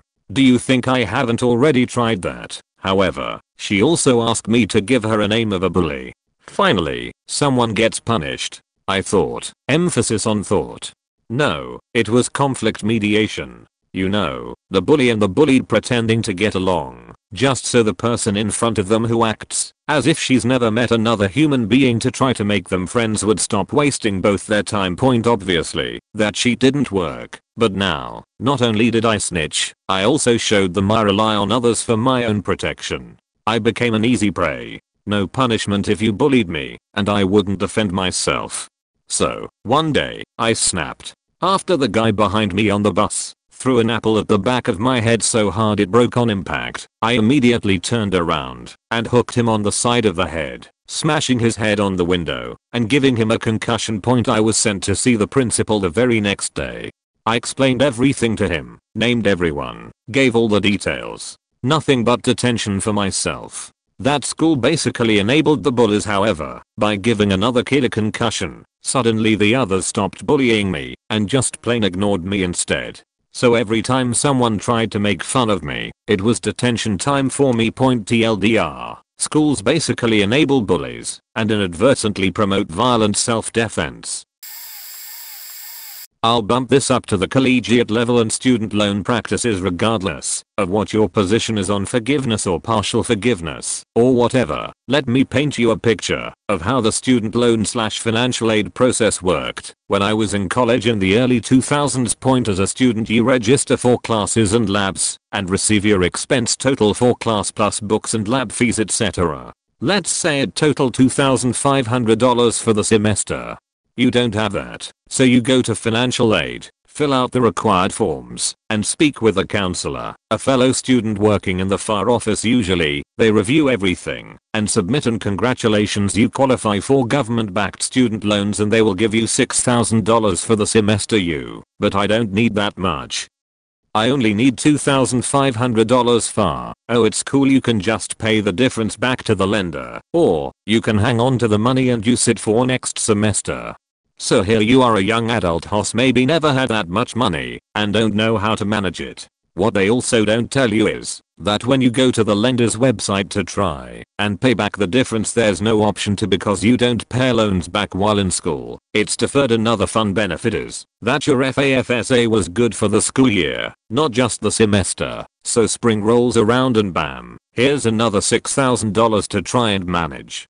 As beneficial as available student loans potentially were, once the government started backing them, it allowed universities and lenders to push them hard and obfuscate information and realities to millions of American youths that were told their entire lives that the only way to get ahead in this country was to go to a 4-year university. Full disclosure, I graduated with about $40k for student loans and made my last payment in September. I still support some form of relief and reform for the program, but that's a problem with no one right answer. The once a bad kid, always a bad kid practice point. For example, Tommy is a 2nd grader going into the 3rd grade. He had Mrs. Smith as his 2nd grade teacher and will be soon joining Mrs. Gonzalez's 3rd grade class. Before the beginning of the school year, the two teachers discuss the students joining Mrs. Gonzalez's class, particularly focused on the problem students. Mrs. Smith tells Mrs. Gonzalez about the trouble she had with Tommy in the 2nd grade. He would act up, would stop paying attention in class, and would argue with Mrs. Smith regularly to the point where Mrs. Smith had given up. Tommy ended up in the principal's office almost weekly toward the end of the year. Hearing this, Mrs. Gonzalez expects the worst out of Tommy and decides she won't tolerate any acting up from him starting on day 1. As expected, Tommy acts up, and Mrs. Gonzalez does not tolerate it at all and immediately sends him to the principal's office, citing his behavior from the previous year. Mrs. Gonzalez continues her zero tolerance policy with Tommy all year, and the following school year shares her experience with Tommy with Mr. Jenkins, Tommy's soon-to-be 4th grade teacher. By high school, Tommy has become forgotten and uninspired. He doesn't bother putting any effort in at school because he knows no teacher will have the patience to help him if he does. If Tommy even graduates, it will be just barely. This sort of story happens to so many kids in public school systems. They get labeled as a menace in their early school years, and that label gets carried with them permanently. Sometimes these kids get lucky and have a teacher who decides to do the right thing by working harder to make them succeed, but more often than not the underpaid, overworked teachers simply aren't willing to expend the effort. The year after I graduated HS, my wife, who was a senior that year, said there was a kid who was attempting to kill himself in the bathroom because he was gay, and the school is a private Christian school with a zero tolerance for anything LGBT. When the kid got caught, the school, instead of doing anything about finding this kid help for the suicide part, not the LGBT part, they held special chapel sessions that week where they gave talks about how 1. Being gay is wrong, and 2. Having accountability groups to help bring the kids who may suffer from the sin of being gay back into the light of being not gay. This, amongst other things, including stuff about mental health and actually looking out for the students, led my wife's class's valedictorian to speak out at the last chapel, where seniors could speak and stuff, before graduation about how shitty the school and administration is toward mental health of students. The parents of the seniors who attended that particular chapel, as well as other students' parents, got so butthurt that the school they paid thousands of dollars to every year would allow a valedictorian to speak about such things. They managed to get the school to literally bar the kid from not only speaking at graduation, but even attending her own graduation. My wife said her class rallied around their classmate, but ultimately the girl was not allowed to set foot on campus that day, and the school ended up having one of the most unsuccessful graduations that year, as almost nobody from her class showed up to graduation point. And what did the school learn from these experiences? Nothing. They still hold the same stances. Compliance with horrendous nutrition education, and no options in cafeterias for those who choose to get their nutrition from plant-based sources instead of animal. I strongly believe there should be an entire mandatory set of classes from kindergarten to high school, just for nutrition education. It's only like the most important faking aspect of health and self-care. The rampant misinformation about veganism and varying nutrition sources is also just something I'm so sick of dealing with as a vegan myself. We also need to educate kids about BS food advertising tactics. The only reason we don't is that every parent likes to get offended whenever diet education is brought up. It's classist. You're judging me. I know nutrition. Don't talk down to me. I'm a good parent. etc. Also, there's just too little people out there fit to be teachers on the subject, as it's so fucking complex and everyone likes to inject their biases and opinions into it instead of looking at it objectively. It always gets turned into something political somehow. It's so fucking dumb. For example, even home ec is barely a thing anymore because people found it sexist, so I had like zero education on how to cook for myself and fucking starved my whole childhood. Thank God I got to have it for a year, so I learned how to sew and repair clothes. Just make a class for studying foods and recipes. Make it varied and always accessible to vegans, so vegan kids know how to do it right and don't just get harassed with ignorant misinformation. Bonus if the class can teach about how farming and agriculture works, because shady shit is going on that no one is aware of, and most people don't know how to depend on their own skills even the slightest bit anymore when it comes to food. Seed banks critically diminishing because no one's supporting the small companies or doing their own farming. Rampant deforestation for unsustainable animal agriculture being the biggest cause of ecological damage. Health problems related to diet ravaging the population. These issues need to be brought up in schools. Solar punk future. Tons and tons of stuff. I could probably write a book on every single point, but in no particular order. Collective punishments. A single or just a few students do something stupid and quickly the entire class or even the entire school is punished for it. Point ineffective against bullying. The way some schools handles bullying borders on madness, especially when the victims of bullies are punished for instigating trouble. Teachers also play favorites according to their own preferences and are generally pretty oblivious with how some students really take point homework. Depending on the type of school you visit, you can be in school for up to 8 hours a day, same as a full-time job, but then you can also easily get up to 3 to 4 hours of homework on top of that. There isn't much left of the day once you're actually done. Even worse is that some teachers clearly give out homework simply to give out homework. Generally there only really exist 3 kinds of homework. The homework meant to repeat what was taught at school, which should always be optional IMO. The homework that prepares something for next hour, which should never be necessary IMO. And the homework that's just to keep you busy, which should not be a thing.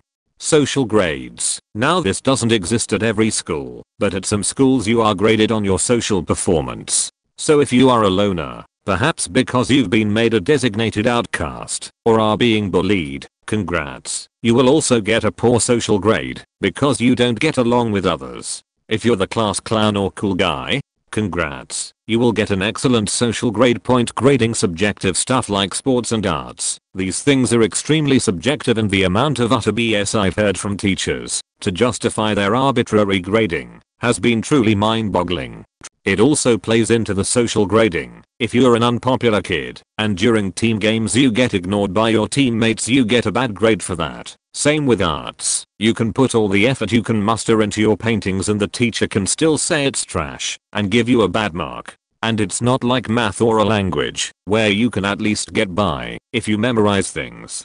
Building up proper art skills takes a lot of time, and a few hours each week aren't enough. Point restricted access to bathrooms. This is something that feels almost unique to schools. The way that you have to ask permission, or for a key, to be allowed to use the restroom. I don't want to dwell on this point, but it's really messed up to me. Point now. Perhaps 3 more controversial opinions. The use of authority. It is drilled into students to obey authority, and that feeling of power over others can really get to some teachers' head.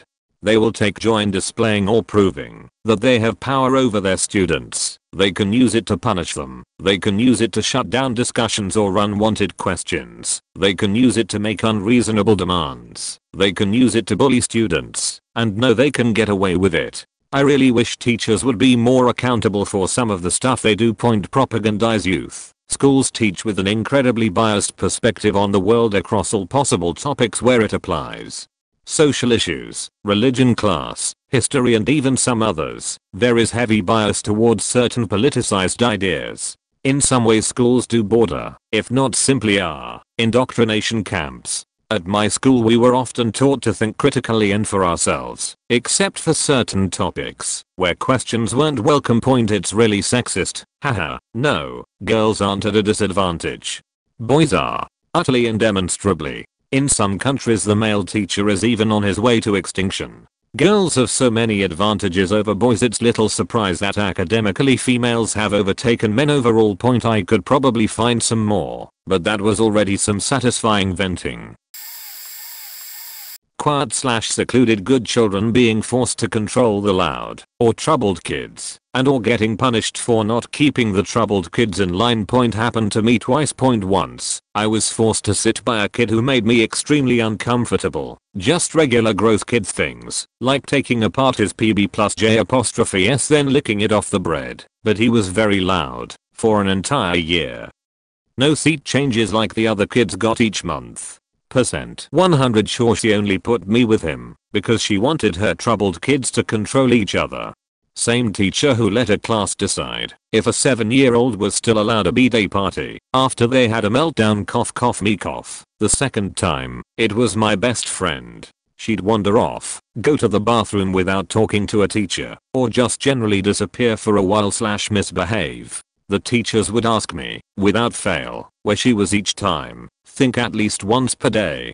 To the point where I was just expected to have tabs on her at all times, even when she told the teachers where she was going.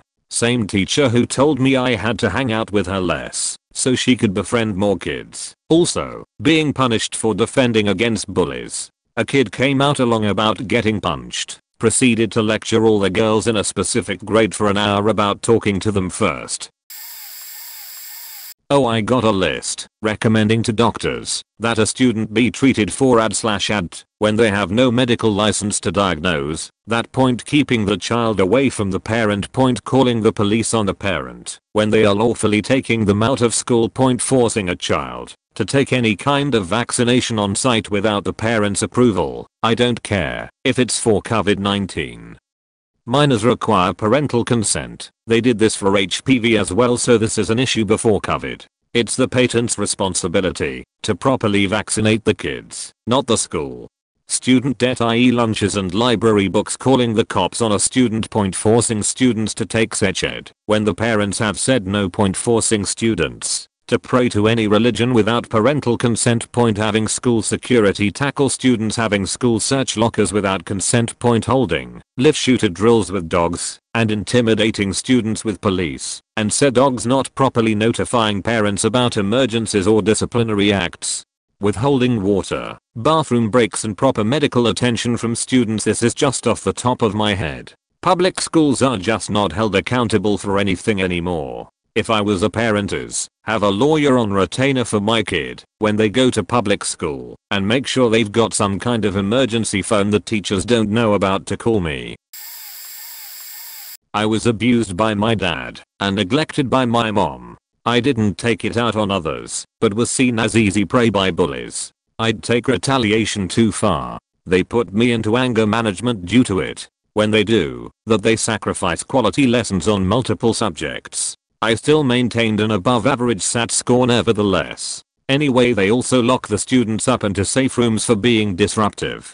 I eventually got away from that and into honors. Only for a few months later to be picked out of a hat by either the principal or vice principal. I don't know, never met either of them. When they woke up the next morning and recognized my voice and accused me of some bomb threats. Essentially, the school took a kid from a bad home and made school a bad place too. Kid still works, but often gets invite from first choice college just to be thrown into jail for someone else's crime because all the adults were too lazy to figure out who was calling bomb threats.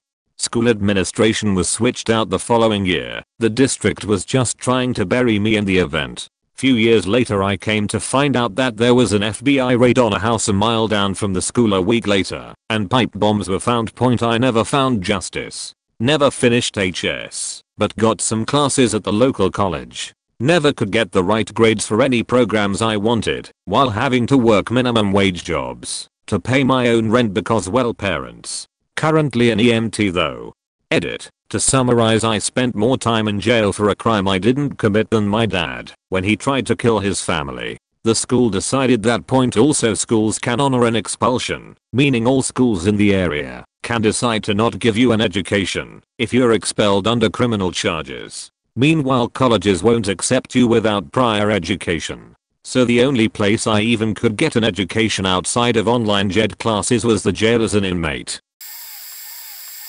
cracks knuckles well. In the world of higher ed, if you are accused of a Title IX related offense, harassment, sexual assault, dating violence, etc., punishing an accused student, even though he was not clearly eyed as being there during the incident, a dark bar, and all witnesses support the accused student. Roma v. Washington State University, female student asks for section writing, text messages, male student still punished for non-consensual sex. Doe v. Occidental.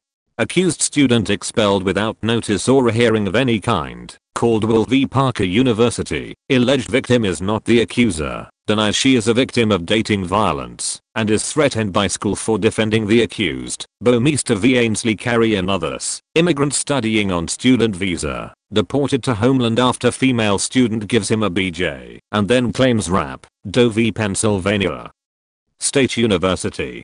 Both accuser and accused student are drunk, have sexy time. Only male punished due to incapacitation. Doe v. Amherst. Accused male is drunk, female accuser is sober. Female accuses him of rap for switching from vaginal to anal without her consent. Claims his being too drunk to remember the sex is no excuse. Doe v. Haas. School changes the definition of sexual misconduct in the middle of the investigation to find accused student guilty. Doe v. Pennsylvania State University. Student found not guilty by school, but school refuses to release hold on transcript, lift suspension, rescind no contact order, and instead fights him in court. Doe v. Illinois State University. School refused to hear from witnesses who claimed accuser had a history of false allegations, refused to see video evidence. Doe v. Ohio Wesleyan University. School changes date of hearing when they learn exculpatory evidence will be presented in a parallel criminal hearing, so they don't have to use exculpatory evidence to potentially find the accused student not guilty. Gilias v. Appalachian State U. One of panelists deciding whether the accused student is guilty is a friend of the accuser. Accused student objects, but school refuses to replace panelist. Bleeler v. College of the Holy Cross. Fraternity support of accused student is characterized by the university as plotting. Sorority support of accuser characterized as supporting. Doe v. Rollins College. Accuser admits initiating sex. Accuses male student of rap. Claims he should have resisted her advances due to incapacitation. Makes coherent text messages shortly after rap. Farah v. Indiana University. Accuser texts friends celebrating a consensual sexual encounter, then later claims rap. Male student punished. Doe v. Western New England University. Male student files complaint days before female student files complaint. School ignores male complaint entirely and punishes him for female complaint. Doe v. Austin College. Upon accusation, student imprisoned in a basement of the university by campus police. Fayez v. Colgate University, and many more. So, I see that the top post is the fact that colleges force students to purchase new textbooks or codes to have access to the publisher's website. Yeah, this is egregious and super common among colleges, but not necessarily unethical. Most professors really try to make the course affordable the further you get into college. From my experience at least, professors generally know that college has gotten more expensive every year and hasn't really acknowledged inflation at all in their tuition. I was a public school teacher for 8 years and now I'm getting my doctorate in English teacher education. I would argue that the biggest unethical practice in education is scripted curriculum. It's in its infancy now and is going to become the norm if the public doesn't address it as an issue early enough. I had to teach a scripted curriculum 1 year, and I'm seeing the writing on the wall in my state to make sure that teachers teach only the narrative that the state will allow. Yes, critical race theory is part of this. A teacher from my hometown was recently fired for not showing both sides of the argument when showing a slam poetry performance wherein a young black woman was describing her experiences with systemic racism. Despite that being the headline, there is a real slippery slope that can occur if we let one topic reinforce the government's ability to script every word of the curriculum. Teachers won't be allowed to teach critical thinking outside of the parameters built within the curriculum, and we could have a real 1984-esque scenario on our hands. I became a teacher to open up students' minds and help them build an inquisitive mindset and a love for reading. being quite aware of scripted curriculums and their lessons and objectives. I'm certain that the script writers do not have the same goals. Not every county is doing this, but ask your kids to ask their teachers if the lessons they are getting are part of a scripted curriculum, and I imagine most would say yes. The implications of this being left unchecked are, in my opinion, terrifying. Blaming teachers for the bullshit that administrators and school boards cause. I promise you that we teachers wouldn't uphold most of the crap because we have enough to do. We don't care about dress codes unless we are in my lab. Then for safety there are certain things you shouldn't wear. We don't care if you wanna wear your hat or hoodie as long as you're paying attention. I don't care about homework unless you really need the additional practice. I don't care how many times you go to the bathroom. Just don't bother me if you played around in the hall and missed too much of the lesson. I don't care if you eat in my class. Just clean up after yourself and don't eat in my chemistry lab for safety reasons. I don't care if you're on your phone. Again, just don't bug me if you miss something, and if it's new material I certainly will make you put it away unless you can show me you already know how to do it. We hate state mandated tests too. I personally don't even care if you use profanity as long as it's not done maliciously.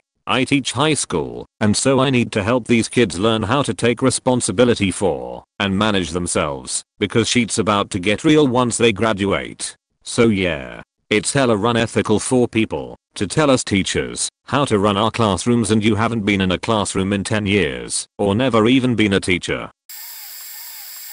My high school would send home letters to the juniors and seniors stating that if your grades got below a certain point, I think it was 68 and lower for more than 3 classes, that they'd contact the DMV and have your driver's license/learner's permit suspended. They did this for several years, but because the school had it printed on official county letterhead and had some bullshit fake DMV rule quoted, everyone believed them.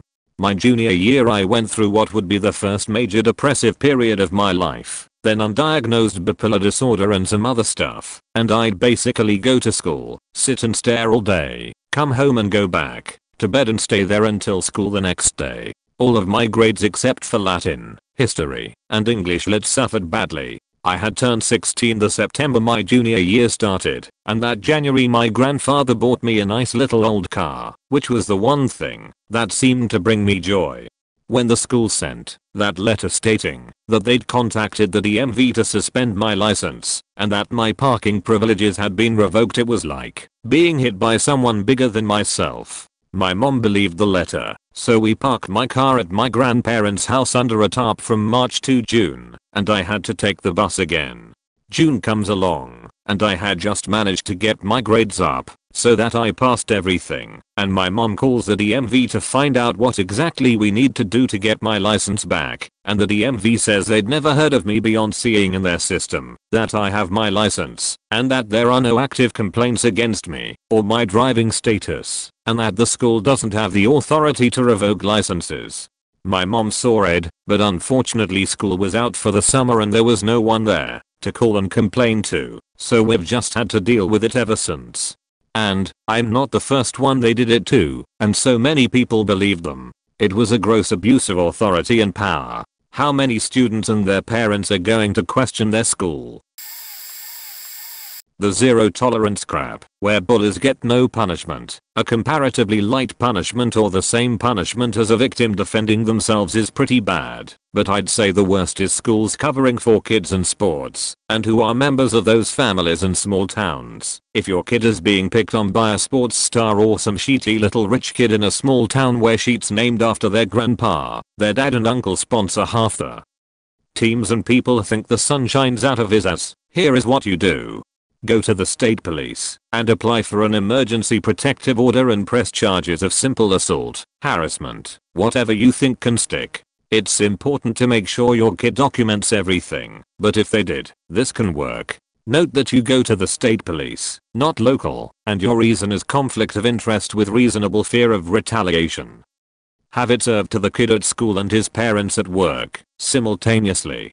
In most states, won't be jack or shit the principal can do about it, and you can have even your cheapest legal aid or university law clinic lawyer send a letter to the principal informing them that requiring your child to leave school as a result of charges filed against someone who has committed a crime is a violation of their right to a free and appropriate public education, FAPE, and violates their right to the least restrictive environment. Use those exact words, and for the duration of the protective order, that bully can't come to school. Consider what that does to academic eligibility for sports, or to a rich kid's reputation, when they're forced to stay home, but aren't well supervised, and get themselves into worse trouble their parents can't hush up, or sweep under the rug. Consider too, that doing this to a bully whose parents are ordinary people, who isn't old enough to stay home alone, you just dropped whatever the magistrate winds up deciding the fines are for assault, harassment or similar, plus any punitive damages, and common local magistrates can be merciless, especially if your kid documented that mess carefully, and the school is found to have failed to protect them, plus the costs from either missing work, to watch their little crotch dropping or somehow arrange emergency daycare on no notice. Obviously, this is a brutal tactic, and should be reserved for brutes. It is very easy to get a bully beaten, abused, sent into the horrific troubled teen industry or simply thrown out by his parent by doing this, to cost a single-parented bully their parent's job, to stick the bully with a criminal record at a young age, which doesn't leave them, and in cases where the school administration, the parents or both are genuinely humiliated by the experience. You can absolutely end student athletic careers, remove student privileges, and generally take a child of privilege's life from feast to famine overnight. Accountability is a harsh thing at times, and though the retribution may be absolutely proportional, correct, and appropriate, the feelings of fellow students may be more than somewhat outraged, or, if the bully had multiple targets, there may be understandable rejoicing. Use it wisely. My parents, I sometimes wish they hadn't. Not exactly about unethical practices, but still. Currently I am 19 and doing a voluntary social year at a school with children from the age of 11 up to 19. On the first day, I have been told that the students were told I would be the auxiliary teacher for this year. And usually, it is fine, because I'm only working with children up to the age of 15. But since the holidays we are short on staff. So I'm assigned to a graduation class for some courses like art. And oh boy, it is hell. Because for the students I'm a young average looking teacher in the late 20 feet, THX to the beard. I'm giving marks. So about 20 students are very willing to do a lot to get their grades up. And all of a sudden most of the girls wearing tank tops in the winter and are sucking and licking the sheet out of their pants. Or let them fall, so they have to pull over to pick them up and give me the best look of their butts in the smallest hot pants I have ever seen. Today we had pair with another class. So the other teacher came over and asked why the heck all my girls would wear leggings and were stretching extensively and intensively, smirks and went. One girl even asked me if I could help her stretch and asked if I could do anything against her so-called lower back pain. My colleagues are quite aware of the situation, mostly thinking it is amusing and I should come back with some real problems, and yes, I cannot deny to have some fantasies. This may have changed now, and may be region specific, but where and when I was growing up, elementary schools lasted the whole day, so you'd eat and sleep at schools. The table has an extra flip platform, so kids can sleep packed like sardines next to each other on cold hard wooden tables. Anyhow, I was a pretty nervous kid, and I usually had to go pee when I was nervous or anxious.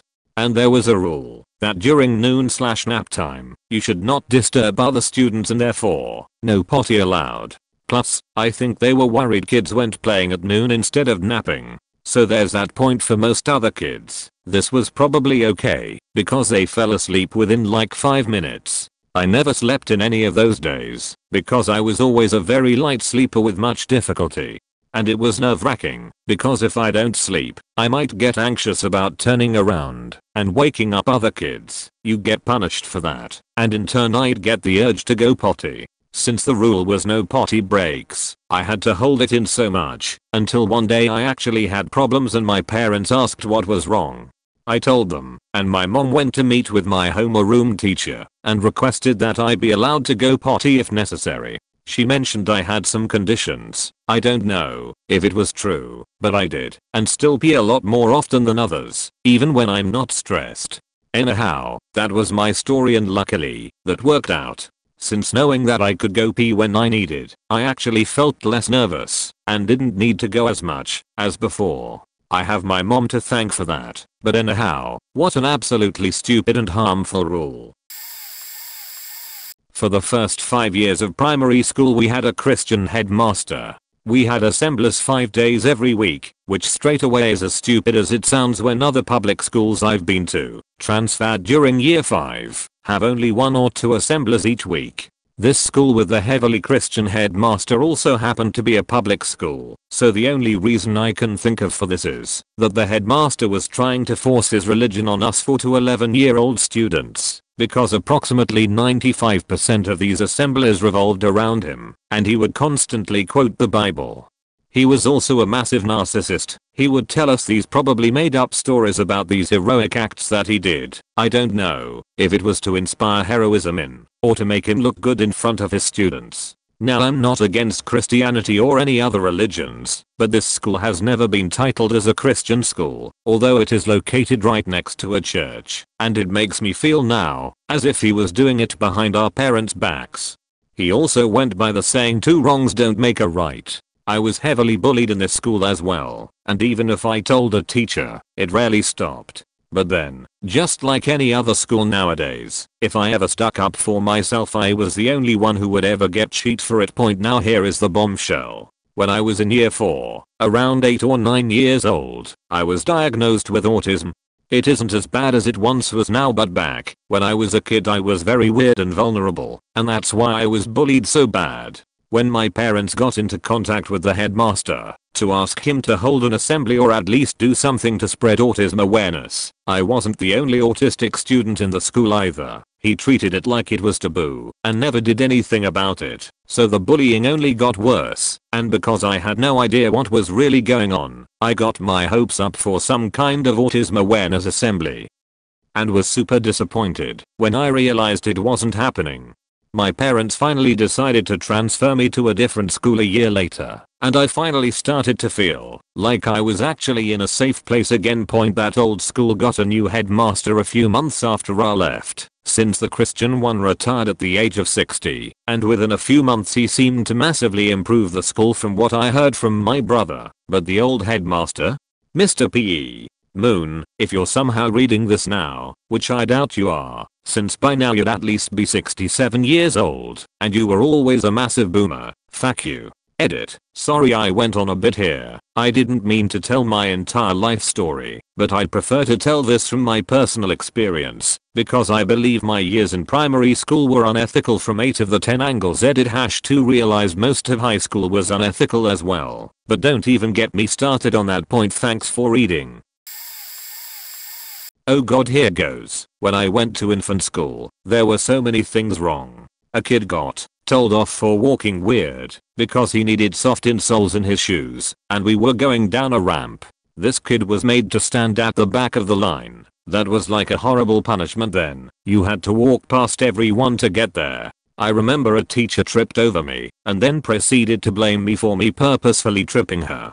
I had an allergy to pears. That's not as bad now. They did fruit bowls, and most of the days they had pears in because cheap. That meant everyone else in the class got a piece of fruit, and I was left out. It wasn't difficult. If you think I'm being snobby about it, they regularly gave apples to the older classes, or better classes, and had frequently given me an apple in my class's bowl. They just forgot for like half a year. There was this nun teacher. We weren't a Catholic school, we were Muslim, which is weird, because I'm not Muslim, and never have been, and also this was Northeast UK. My town is 97.8% white. I looked at the census. Anyhow, this woman was weird. Think Miss Pickwell from Bad Education. She once told me off for knocking 3 times in a row. Weird Beach Point, they regularly held fire alarms in the middle of lunch, and we weren't allowed extra time to finish. After a different fire alarm, we had to stand outside for an hour. I had been telling the teachers frequently that I needed to go to the toilet, and eventually it just got to a point where I pissed myself. Note, I was about 5 at the time, but still. We were the last group to go in, which is weird, because we were the youngest. I got bullied a lot, and no one did anything. The parents were frequently racist to the Muslim population, audibly said the N-word in front of us, and shouted swear words. None of the teachers did anything. I left when I was 6. Another thing, why does homework exist? It is the teacher's job to teach, and if they cannot do that well enough, then don't teach. Don't impose restrictions and punishments on homework. I got so many detentions for not handing in my work. It's so stupid. Many of the teachers would not set homework, and there was an incident where I was off for a week and nearly got isolated for not handing in my work. I was actually at home vomiting. I don't have the brain power to focus on homework. I'm planning on getting tested for ADHD. I literally cannot watch YouTube without getting distracted. How do you expect me to sit down and do work in an unregulated environment? I'll sit there and move from thing to thing, and you want me to do work I struggled with in class, in a space where I can't ask for help? No. Ooh, I've got one. Actually several. Florida students are measured in FTEs. About 27 years ago I was teaching dropout prevention. Our kids were considered 1.5 TES. Each FTE is a number value the school collects in cash. I was young, naive, and didn't know what an FTE was. One day I had over 1500 kids listed on my roster. The principal assured me they wouldn't really be there, but it was important to have them enrolled in dropout prevention. School made bank on that. Also, when interning I was paid nothing. My supervising teacher was suspended on drug charges. They left me alone in the classroom, and when my professor came to observe they put random guidance counselors in the class to make it appear legit. They should have hired a sub. Afterwards they didn't even give me an interview in an effort to hide the evidence. The principal in case 2 was eventually fired. One of my principals got fired for falsified test scores. Honestly, she was so stupid I can't believe she actually scored higher than the middle school she worked at. First 2 times she did it she got reprimanded. Last time was the last straw. Another teacher was requiring debate students to go to her camp over the summer. It wasn't cheap. Her husband owned the camp and the principal got a cut. They both got fired for letting her sell food from her class and allowing a student to transport thousands of dollars alone to the principal's office. The nurses at my secondary school would deny kids help, even if they had diagnosed medical issues. I have a complicated disorder, which means I have extremely above average period pains and other period symptoms, but to a severe degree. By the end of my 3 years at this school, I had lost track of how many times I'd been sent back to class crying my eyes out from the severe pain. My mum called in literally every month to re-explain it all, but they would never faking listen to us. Also, the nurse's office door wasn't soundproof, and I once had to listen to the head nurse sheet talking me and complaining about how many times I'd asked to go home. I've heard her talking about how she thinks students are faking. I talked to a girl in the year above about this, and she said that the nurses would even claim she was faking when she'd faint due to her anemia. They would also try to get me to take pills that I know would have zero effects or would make me worse. I told them every time, yet they would pressure me to take them anyway. OFC, this isn't everything that happened, but this is sheet off of the top of my head. So glad I left. Honestly, fact that school, it also caused me to develop several mental health conditions to a severe degree, but that's a whole other story. They can definitely be improved in almost every way. I got 2 examples here. Cheaping out and not properly punishing employees. I'm asthmatic, so I would need to go to the nurse more than most people. When I was in 1st grade, the school had this big woman who looked kind of like a gorilla as the nurse. Whenever I showed up, she would always say I was faking and send me back to class. This included showing up with a fever, wheezing, difficulty breathing, a cough, etc. Eventually she called my mom over to the school so she could tell her that I was faking all this, which I wasn't. But when my mom showed up, she looked one look at me and knew I was sick, told the nurse that she sucked at her job, and took me home to take proper care of me. I'm glad that nurse got replaced not long afterwards. Although the replacement did have her problems. She obviously didn't know what she was doing, but she could tell if you were sick and had the sense to call parents. Then again, this was the public school that got shut down, creating the first county with no public schools. Schools really need to have a higher bar for employees. Corruption of the higher ups is a problem too. I went to a private school after that. It still had its problems, although was much better.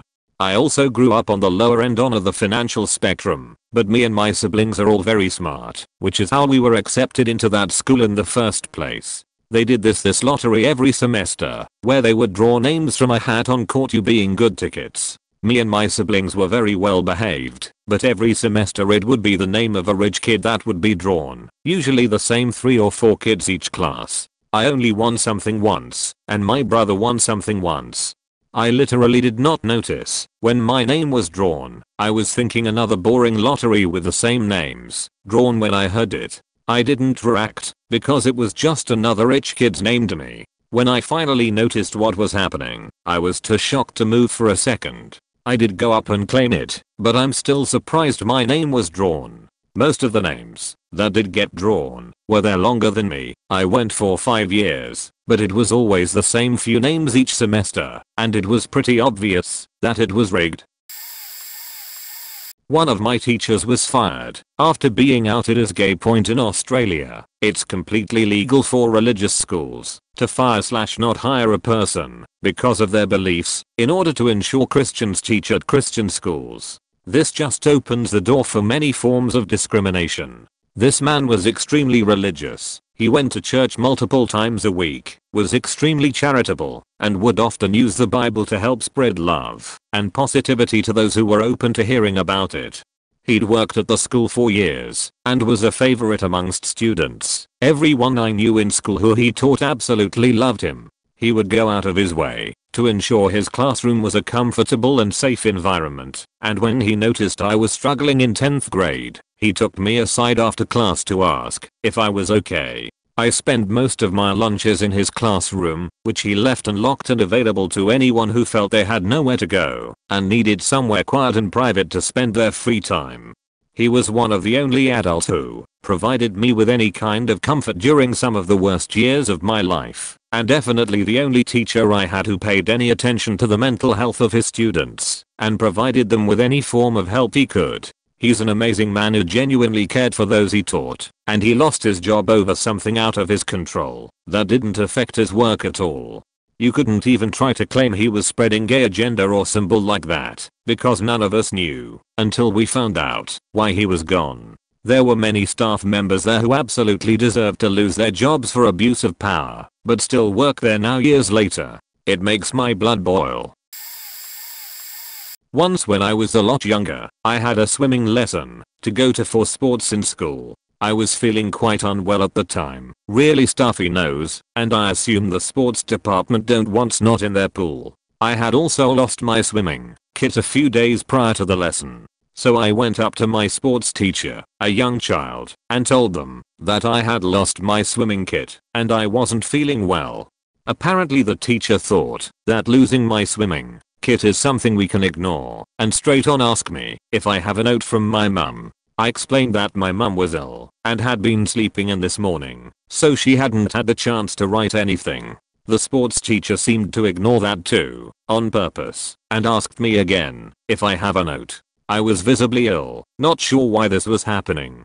I told her she could phone my mum if she wanted confirmation. She took serious offense at this comment somehow and started telling me how rude I was. She yelled at me for having zero manners and being utterly unacceptable. I got really scared and started crying.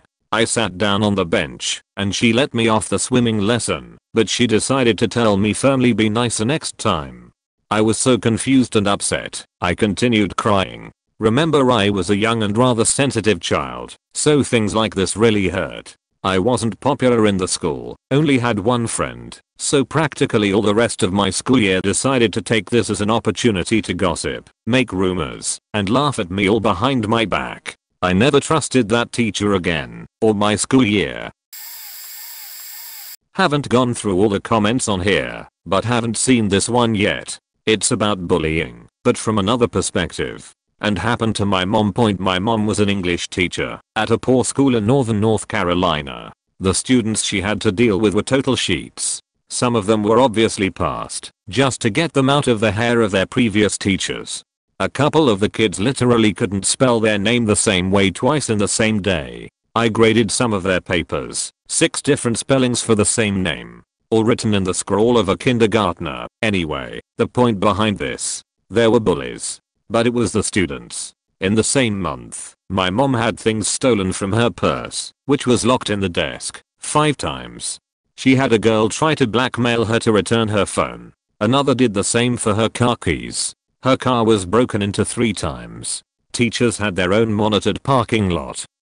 She was threatened 4 times. Had a knife pulled on her twice. On separate occasions both a girl and a boy smacked her. One boy tried to shove her into a janitorial closet between classes. The principal's and school board's response? I'm sorry, you can't retaliate against them. You're a teacher, they're students. They are also poor and underprivileged, and have a hard enough time, so you just have to go back in there and deal with it. You absolutely cannot defend yourself, since you could go to jail for assaulting a minor. She resigned at the end of that month. I had a teacher, for a 9-week course, who flunked me, because she didn't like me, and her grandson didn't like me.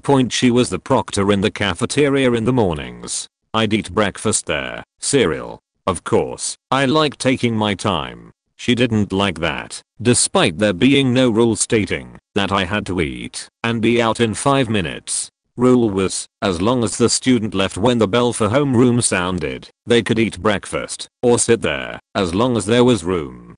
So, she hated that I took my time reading while eating my cereal. Her grandson was in the same course with me that she taught. He and his friends would pick on me and bully me, but of course they got off without incident, and I was always blamed. One day, she told me that she didn't like my attitude and disrupting the class, and that she didn't care how well I did, she was going to flunk me. I'm sorry, if your precious grandson would stop stealing my sheet and throwing things at me, I wouldn't disrupt class trying to get my stuff back. I got an F the day after that. My mom ended up subbing for the hateful old beach. Had the grade book for the 9-week course. Mom looked in it and copied it for proof. My grade average was a 93. In the space right next to it, for final grade, the hag wrote F. Went to the grade counselor about it, went to the principal for it, and no one did a thing. Teacher claimed that I failed because the class participation grade. It was a journalism class. We basically read newspapers and magazines and wrote our own articles about them. There was no class participation outside of that point. Another time, my junior year, was in my English class. A friend and I studied for a test we had coming up. We took the test. Both only got one answer wrong. The same one. We also had the highest scores. Teacher gave us both 2 days of in-school suspension because she accused us of cheating. She privately admitted to me that she knew that we did not cheat, but that she was using us as an example to anyone else that cheated. That teacher had this thing where if you could give her a decently comprehensive verbal report on a book you read, you would get a ticket. 3 tickets would count as a bypass for 1 assignment. 5 tickets would bypass a test. I had 75 tickets and was not allowed to get any more. I literally could have cashed in my tickets and not done a damn thing in that class for the remaining part of the semester at that point. But, no, I had to serve as an example to anyone else who was cheating. And there were people cheating. One pair was the teacher's nephew and the nephew's best friend. I could go on about a particular school for ages, but short list. Banning students from using the toilet cubicles to change for gym class. The gym teacher, female, would walk into the change room and make sure nobody was trying to change in the toilet cubicles or in the old, broken showers. If you came out of the cubicle when she knocked holding your clothes / having your bag, she'd give you detention as nobody else had that privilege. Why should you? I already had massive anxiety about changing as an ugly girl, and if I was on my period, blah blah blah, so shrugged, accepted the detention, and refused to go treating special needs students, teens, like literal children. I was infantilized constantly, and when I made decisions, like my peers did, like deciding not to bring lunch cause I was teased for being a messy, autistic eater, the school threatened docs, Oz's CPS, constantly. Don't get me wrong, my family had issues, but this wasn't one of them, and I was very open to the lady interviewing me, that this was my decision, that I was capable of making the policy of well you retaliated so what they did to you doesn't matter now. I was bullied/harassed regularly, honestly, some of it deserved as I was, again, an autistic weirdo. But when a classmate got physical, sexual, with me, I slapped him across the face, and was immediately told welp, we can't help you now, because you hit him back. Sorry, now you'll face suspension. Thankfully wasn't suspended, but what? Like that's ridiculous, and goes beyond zero tolerance. Like, I would have taken it, if he was suspended too, but pretending he did nothing at all, because I hit him back? Ridiculous. Not sure if you're talking just about K-12, or if you are also asking about college level practices too. I taught for many years at music schools and conservatories, and the single most dishonest thing that happens, in my opinion, is during the recruitment process. Most of my students were music ed majors. It's easy to level with a performance major about the lack of job opportunities out there, but everyone acts like a music ed degree is well worth the investment. Sometimes it is, but not if you have to borrow huge sums of money to pay the private school tuition. Think of it this way, does it make sense to have $70,000 to $80,000 worth of debt after graduating if you start out at about $38,000 a year? Not in my opinion. Also, private music school professors have a conflict of interest in terms of their advice on whether to take as many general education courses as possible at a community college to save money. Yes, it's true that you will have a fair amount of catching up to do with the ensemble and music courses if you go to a community college first, but you will save a boatload of money. I could have been fired for this, but on more than one occasion I told a potential student, unless your parents pay for most of it, it's probably not a good investment for you to get a music ed degree here. If you have to borrow most of your tuition money, you play well enough to get in, but we are unlikely to give you much talent money. Maybe you should go to a state school that has 1/3 our tuition. Just be so bad at putting the budget in places that matter, like my school is split in 2 main blocks, and one is new, and the other is from when True School was first opened. I think it was like late 1800s, and that was the whole school as it only had like 90 to 100 people, but as you guessed, it's very old and rundown. This means that in the oldest building, the rest got new paint jobs. That's it. Has had nothing done, and as a result there is a massive mold on the wall. How this school is still faking open God knows, but as the rest is so small, students are supposed to eat in there now. The other option is for teachers to go out of their way, on their unpaid break, to supervise a bunch of teenagers in their classrooms, and the school don't even care. So many of the teachers either joke about it, acknowledge it but do nothing, or pretend it doesn't exist. Meanwhile the school does have the budget to run service for teachers to upload their shared work to. Most of them either don't know how to use it and just ML each other, or they're an IT teacher plus they provide free Microsoft 365 for all students and teachers. Okay, I guess this has been useful for me, but most of the time a computer either comes with it pre-installed, or those students don't have computers, or like a Chromebook or something that doesn't support it. There are so many other problems with those buildings too, like it's so cold that if the not very effective heating breaks, the school is required by law to close. So ultimately this is adding to the running costs they scrape to afford. If you don't even know how to keep your buildings up, don't run a school. I know this isn't my place to rant, but I just wanted to tell you all SMTH. So in my former school we used to have a morning assembly. When we stepped foot into school they'd wait till 7:40 for everyone to get in the school, and then make the latecomers stand for like half an hour in the hot sun for coming a few minutes late. This isn't related to my story, but thought I'd share it, you know. So the school was great and all till our principal retired, and the vice principal took over. After she got the position, shit hit the fan. There was plenty of space in my old school that most kids stood in, while others went sneakily to their classrooms to avoid attending the shitty assembly. So we start the assembly with the morning prayer, thanking God and that he may assist us in our studies and thanks for the food we eat etc. So we only sang the school anthem for special purposes when the former principal, FP, was in charge. Since present principal, Pages, got behind that desk nothing was the same. FP was a sweet old woman nearly in her early 70s. Estimate. She'd meet the students during recess, when we played in the big school ground. She was really nice. All the parents liked her. She retired for a reason still unknown to me. Q Pages Jeton in command.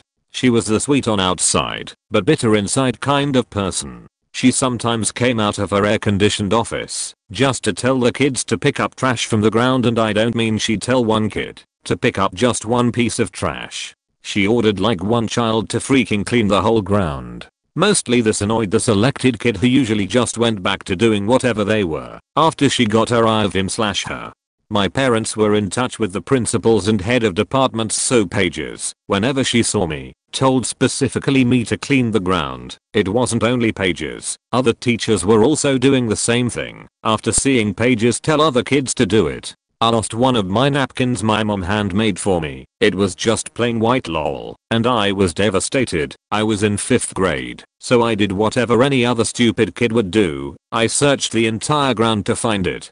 But in the end my friend would find it for me. If you're reading, thanks, I'll never forget it. Anyways, about the school anthem part. As I said, we only sang it on special occasions like if it was the school's birthday or a national hero's birthday etc. But ever since Pages got elected, yes, we have a election system for teachers and principals. Really complicated. We had to sing the 20 minutes long school anthem at 7:40 in the morning at the top of our lungs in the heat of the sun. Kids fainting due to severe heat strokes was almost normal every 2 days in the week. If we didn't sing it loud enough or one side of the 1000s of students sounded lower, of course we would have to restart it fully. It went, and I quote, "We all love school name. We all love school name. We love you more and more.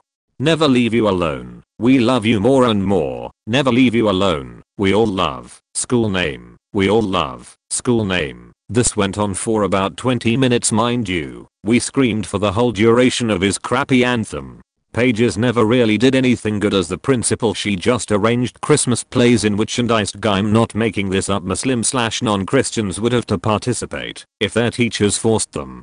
The children, peer pressured into going into the play, had to buy the clothes for the Christmas play, which the school did not pay for. I remember one of my friends, Christian, said that he had to buy a 5,000 Pakistani rupees, almost $30, but it's still a lot for a dress in my country, dress for the play. And oh, did I mention that Christians would get roughly 20% off their fees for following a specific religion? That is messed up, man.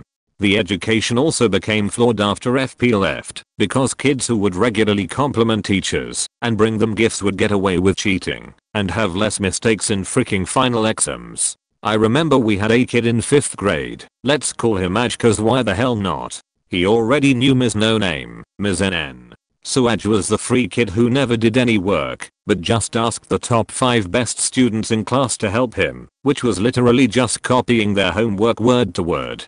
Ms. NN never said anything to him, and even helped him in tests to her fullest. Aj was most definitely doing it on purpose, because he actually most of the time wasn't aware what the teacher was teaching anyways, because he was either sleeping or doing copy pasting another subject's work. So Ms. NN helped him in his finals, because he didn't learn anything. She asked one of the top 3 toppers to just tell him the answers. I was one of them, and my best friend was the other. The third kid was Aj's friend, so he really didn't mind it. My friend and I stared at each other or at what they were doing. When the teacher tried to persuade us, my friend thankfully dodged the question as I couldn't. I told the teacher something like, "Isn't cheating a bad thing?" She cut me off and said like she was Aj's lawyer, just showing him a little couldn't hurt. Anyways, he is your friend after all. I decided to just keep quiet and do my exam. She tried to convince me on a few other hard finals, but after I rejected the offer a few times she didn't care to bother. I can proudly say that if that teacher wasn't there to help him, or if we had taken action, the child would have undoubtedly faced expulsion and the teacher would be fired. Note, I didn't disclose anyone's identity, because if this spreads, it will spread like wildfire and I don't want anyone to face anything because of me.